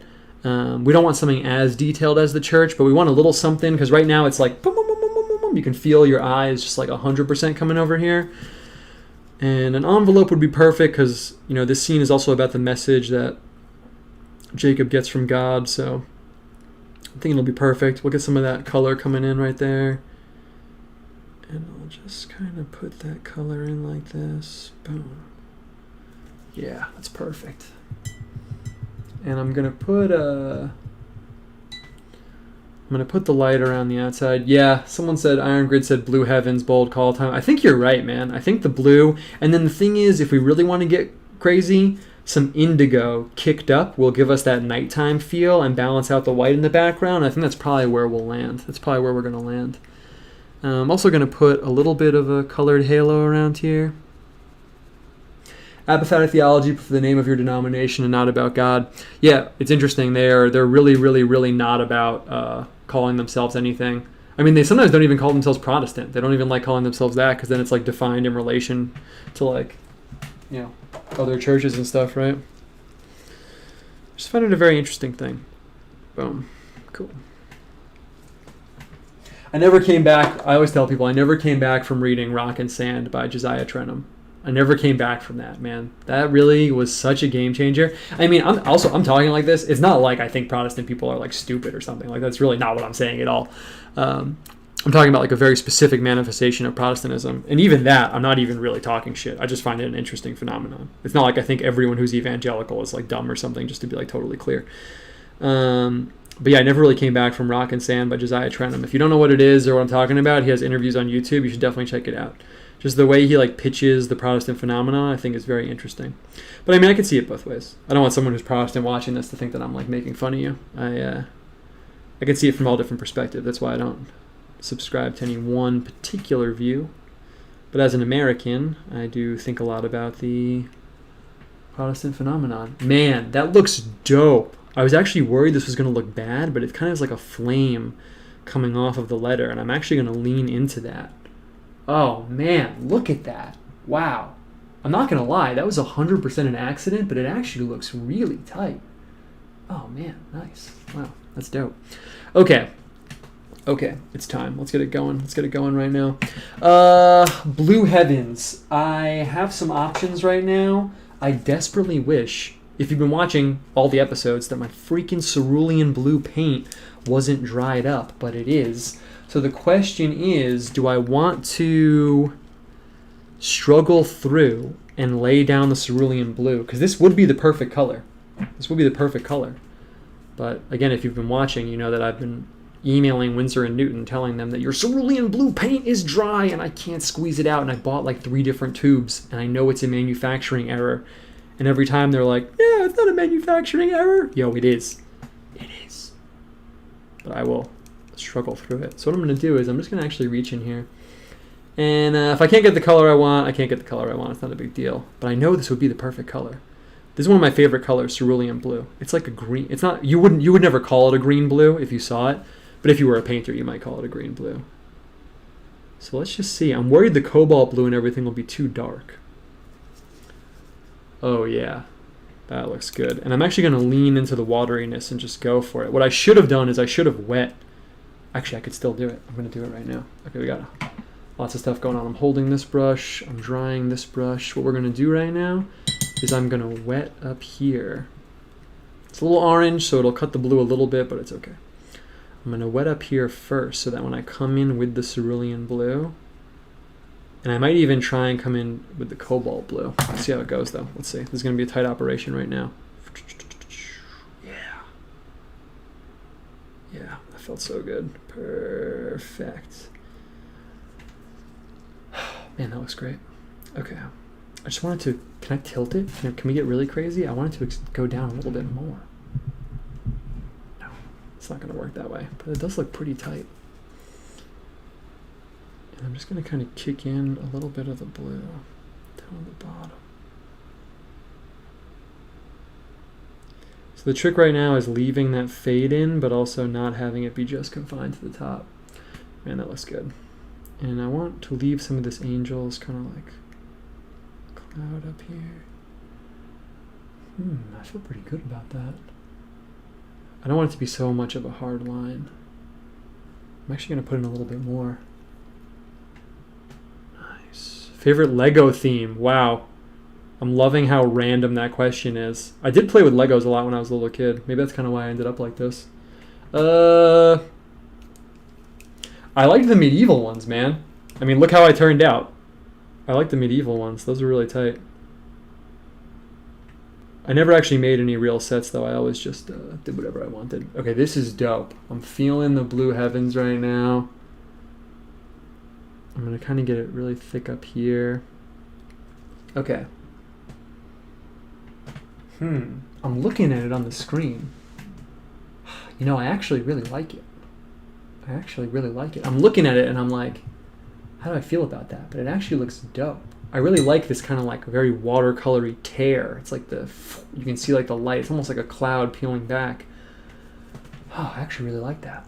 Okay, but now we're in an interesting spot because what do I want to do down here?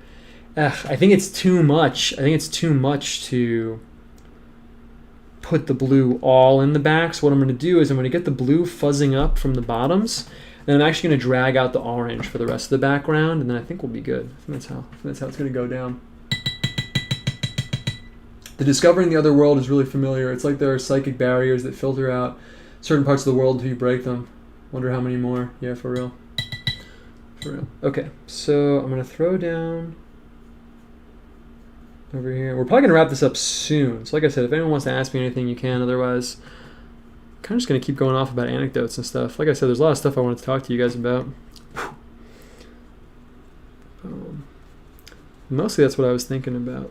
I am going to talk to that guy some more, though. Mostly because I don't have anyone to nerd out about theology with in real life. But it was kind of cool. It was interesting. It was like an interesting, like, I mean, I'm not really part of a denomination, but it was interesting meeting someone who's like, you know, part of that world, I guess you could say. So yeah, I want this blue like fuzzing up here. Oh, the blue and the orange, man. You cannot beat it. You can't beat it. Same thing over here. Just a little bit, though. Just a little bit. Cool.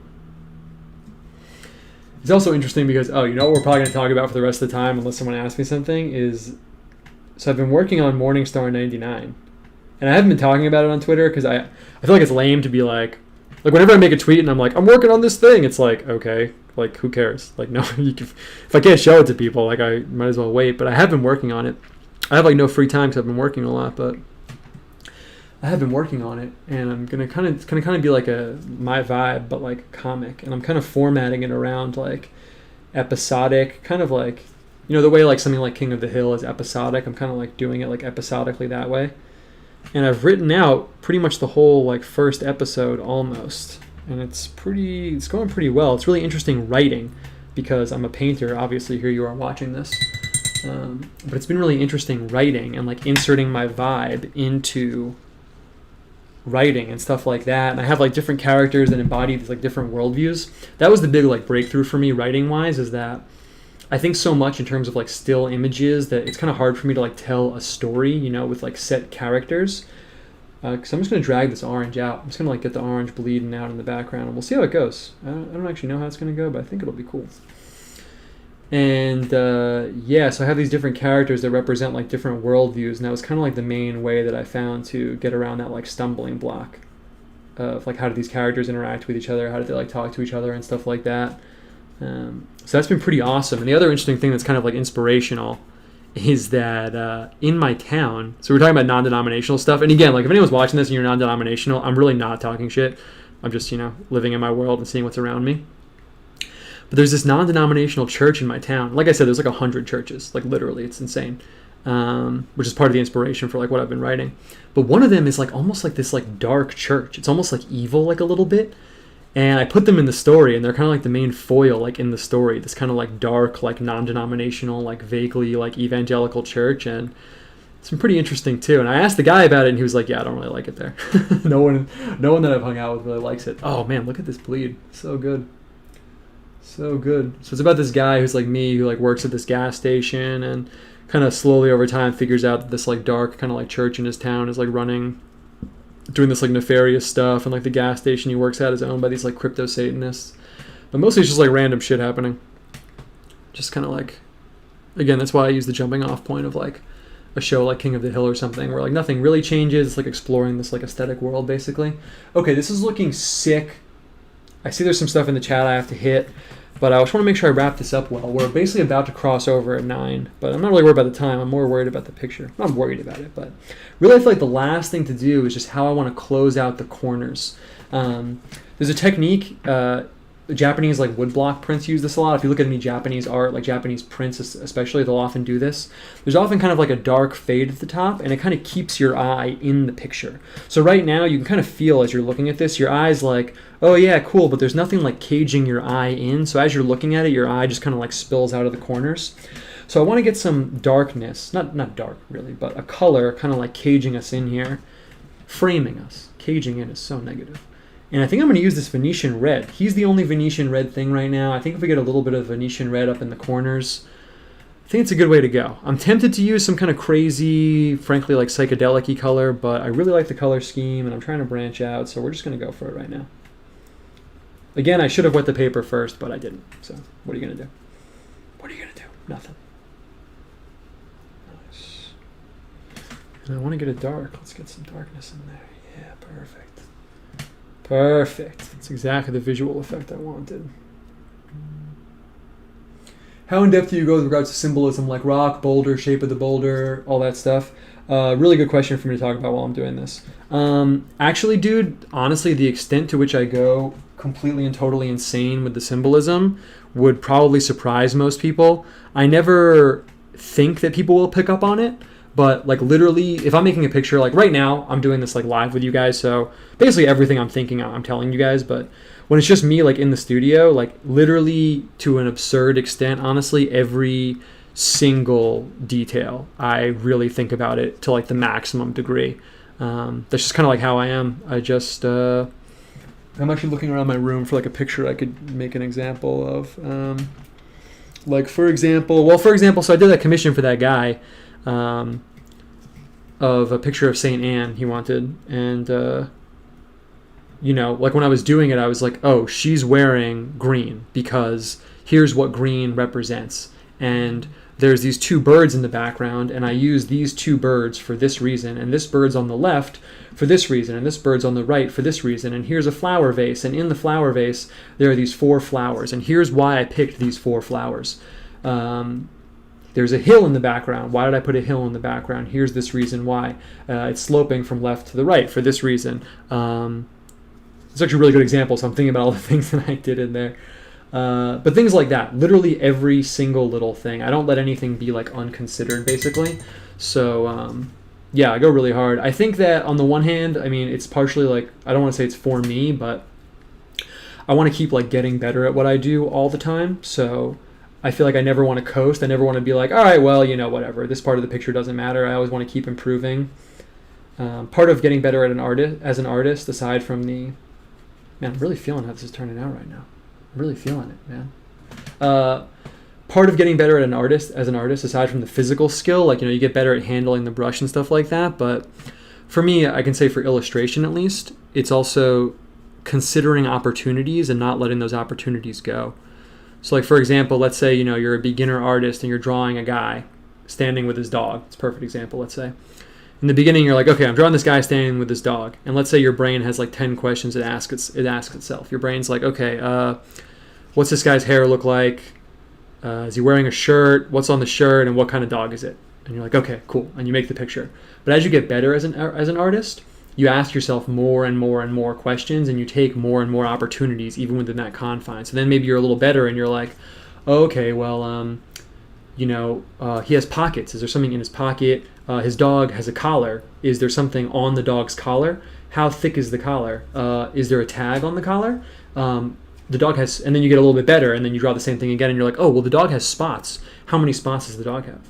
Is one of the spots in like the shape of something? And maybe if someone looks hard enough, they'll notice that this dog's spot on its back is in the shape of a moon or something like that. It's kind of a crude example, but yeah, as you get better at art, I think one of the things is you consider things more and more and more deeply. So after, a really, really long time of doing stuff like this, I basically think about it like to an absurd extent, for sure. Okay. I'm feeling this a lot. That was a bold call with the red, but I'm actually liking it. I'm kind of feeling the haziness. We've been doing things so clear. Everything we've been doing has been so like crisp and clear. But I like how painterly this is. That's the word I would use. It's getting kind of painterly. Let's see. How do we want to play the rest of it? I think that we're approaching the wrap-up. I'm just going to shade these hills in right here. That looks good.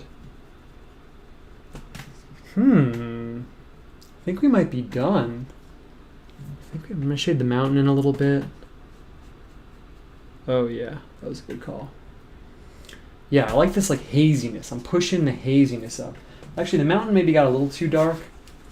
So I'm going to... Whoop. Cool. That was perfect. Wait, I like it white. Yeah, there we go.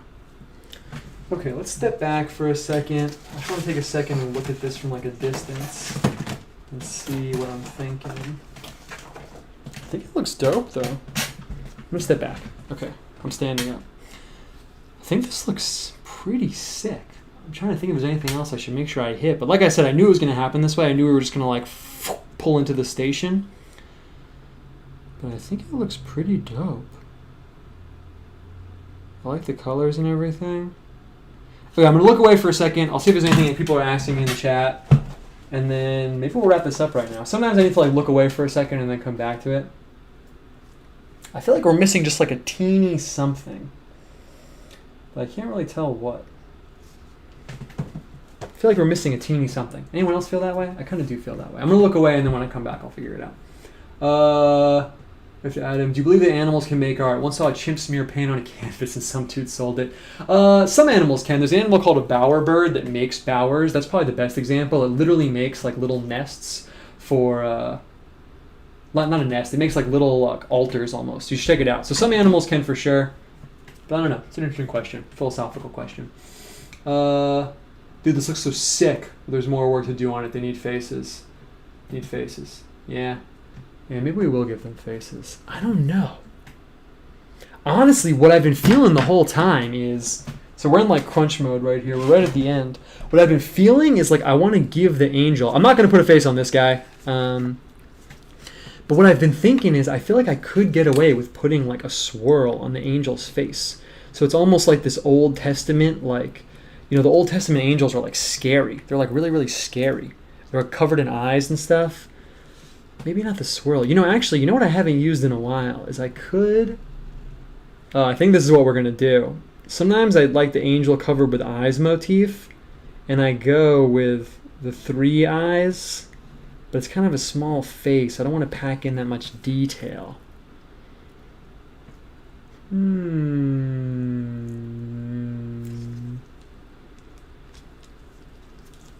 don't know. Maybe it's color. Maybe it's not the faces. You know what I'm going to do? I'm going to kick up the color on the bottom where there's sky down here, and I think that that's going to be the move. I'm going to make a confident decision. I like the no faces thing. We're going to lean into that. I'm going to kick up the color on the bottom.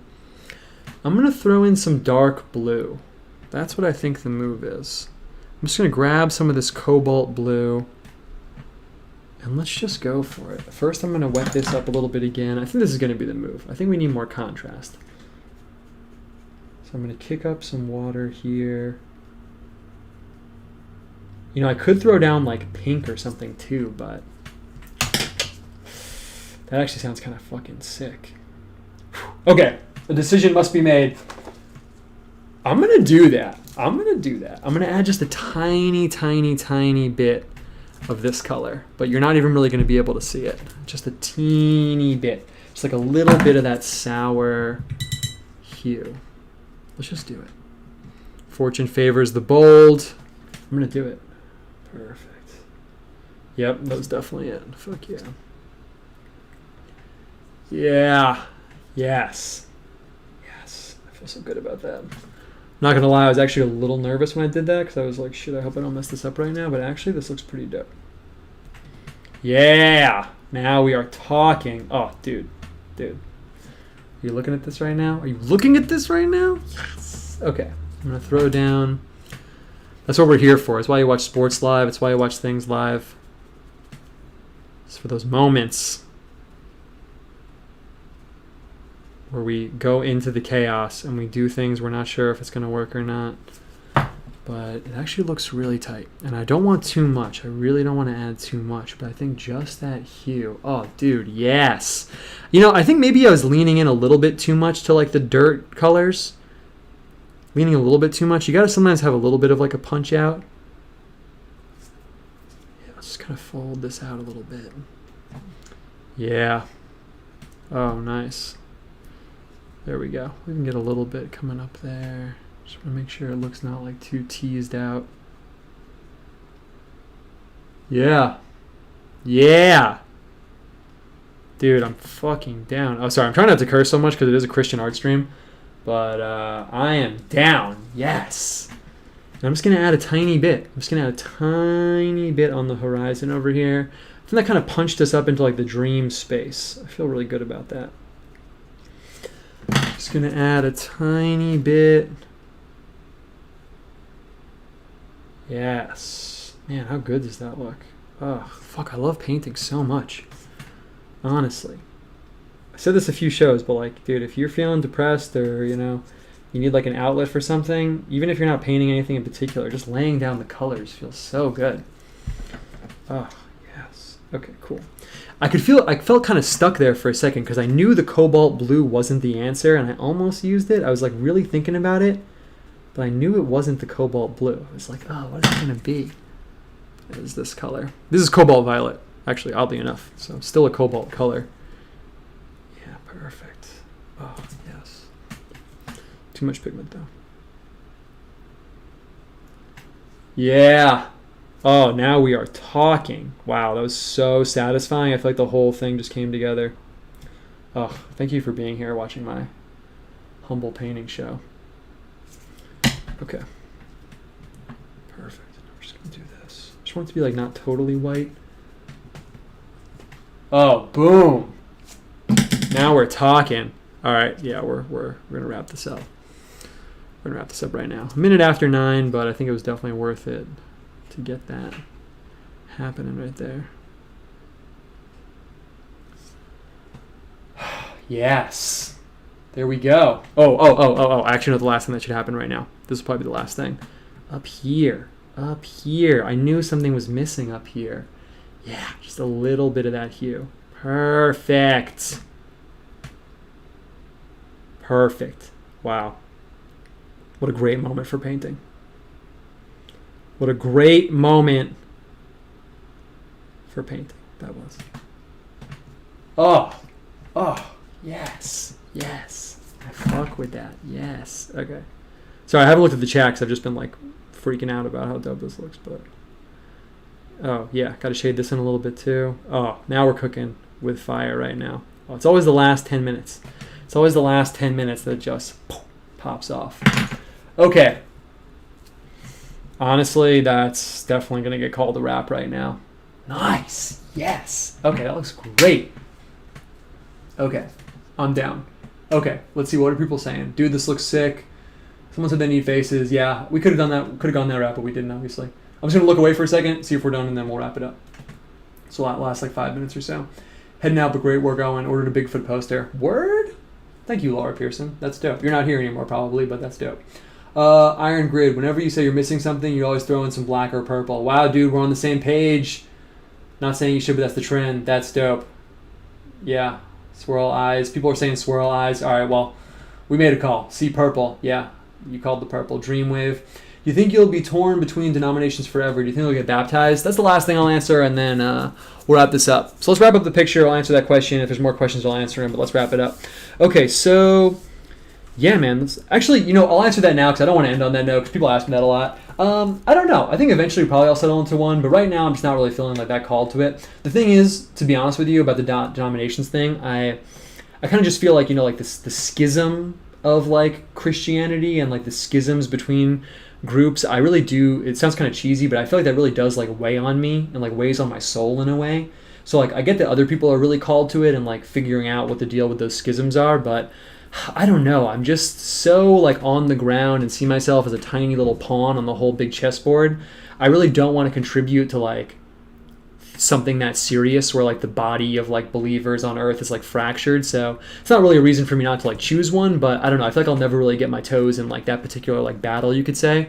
But yeah, I'm sure eventually I'll do one. The thing is that I gotta get baptized. Yeah, so that is actually the real pressing thing. If I had been baptized when I was a kid, I probably just wouldn't even think about it, honestly. But yeah, I really want to get baptized. Me and my wife have been talking about it.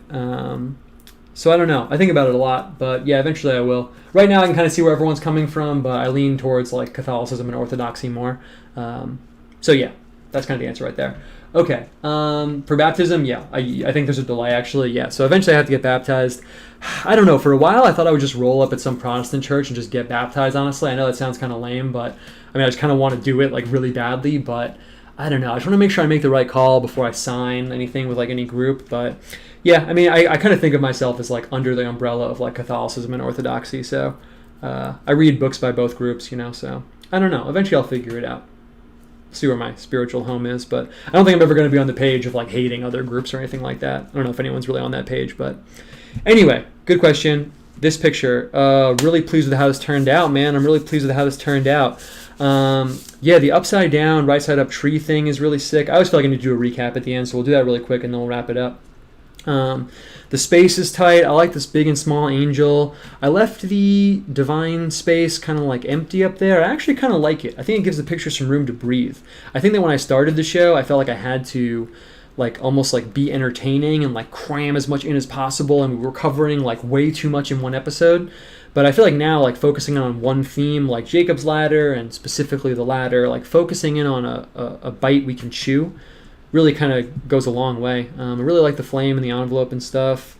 I like this a lot too. I think that the theme here that you saw just come together in the last few minutes was like, as I'm experimenting with new color schemes and spaces with like the live painting and stuff, I think that sometimes my inclination is like, oh, it has to be like one flavor. You know what I mean? So like I have like the earth color manuscript-y flavor, but I think I kind of have to remember that like there's a contrast element that makes things visually interesting. So the purple at the end is kind of a perfect example. It's like we have this uniform flavor, but then adding this incongruous like different element to it makes it dynamic. Basically, makes it dynamic. It's like if you have a piece of music and it's all strings, that's one thing. But then if you add like an oboe in or something, that's a really good example actually. It makes something totally different. Then you have the dynamism of like the different timbres and different voices. I feel visually that manifests also. So maybe that's why I felt a little stale and then kind of popped out at the end. But yeah, I'm really stoked with how this turned out, man. This is a really, really good one. They're getting better. It's getting better every week. I never want to jinx myself, but it's definitely getting better, honestly. Okay, any other questions? No. Perfect. Can't Wake Up said, great stream. Love the Florida posting. You know I'm all about the Florida posting. Word up, guys. So we're right on time. It's 9:15. We're a little bit over, but that's cool. I like hanging out with you guys. Cool. So like I said, I always feel like I need to recap at the end, but you were just here for the whole thing, so I'm not going to do that. But ladder, Jacob's ladder, we wrapped it up. We'll see what's on board for next week. Otherwise, man, that's it. I love doing this. Thanks for watching this. Thanks for hanging out. I think it's going really well, and I feel like this is a really good outlet for the studio vibe. Ooh! KBJ West said, just got my vibe pack today. Love the stickers, man. Yo, that's dope. If anyone missed out, perfect. Wow, thank you for letting me plug myself on my own show at the end. Yeah, perfect. So if anyone missed it, I did these prints. Oh, actually, I'm gonna grab one right now. I'm gonna plug it only because I normally don't plug stuff, but I did my taxes and I had to pay the government like thousands of dollars. So I'm gonna plug the thing I'll be selling soon, just for my own purposes. But I made this print. So I made this print in case you missed it on Twitter. It's Durer's Melancholia, but it's like my own version of it, obviously. So it's pretty small, but it's on this really nice paper. And it's like, I'm not going to refocus the camera. I put a video on Twitter, but it's on this like thick watercolor paper. I think it looks really good. And I'm selling them in these packs with stickers and stuff. So I'm going to drop that in the next week or two again. I did the first 22. I'm going to make 50, so it's going to be like 28 more. Is that how many? 28 more. So if you want an envelope full of art stuff rolling up at your house, hit me up on Twitter. I'll put you on the list. I'm going to drop them like next week. Thanks for letting me plug that, dude. Otherwise, that's it, man. That's the painting show. Thanks for hanging out. Thanks for doing your thing. Thank you for helping the forces of good fight against the forces of evil. Not that the show is the part of that, but I'm sure if you're watching the show, you're invested in the spiritual warfare that we all struggle with every day. So thank you for being a pawn with me on the little chessboard of the battle of good versus evil. Hope this was a relaxing respite from said battle. And yeah, man, thanks for watching. I will catch you guys on the internet where we all hang out. And I will see you guys next week. Please enjoy the rest of your evening. And I will catch you guys later on. I always fantasize about like doing a bit at the end, like being like, oh, I turned off the stream. Let me just, what a good time to read my social security number out loud. It's 4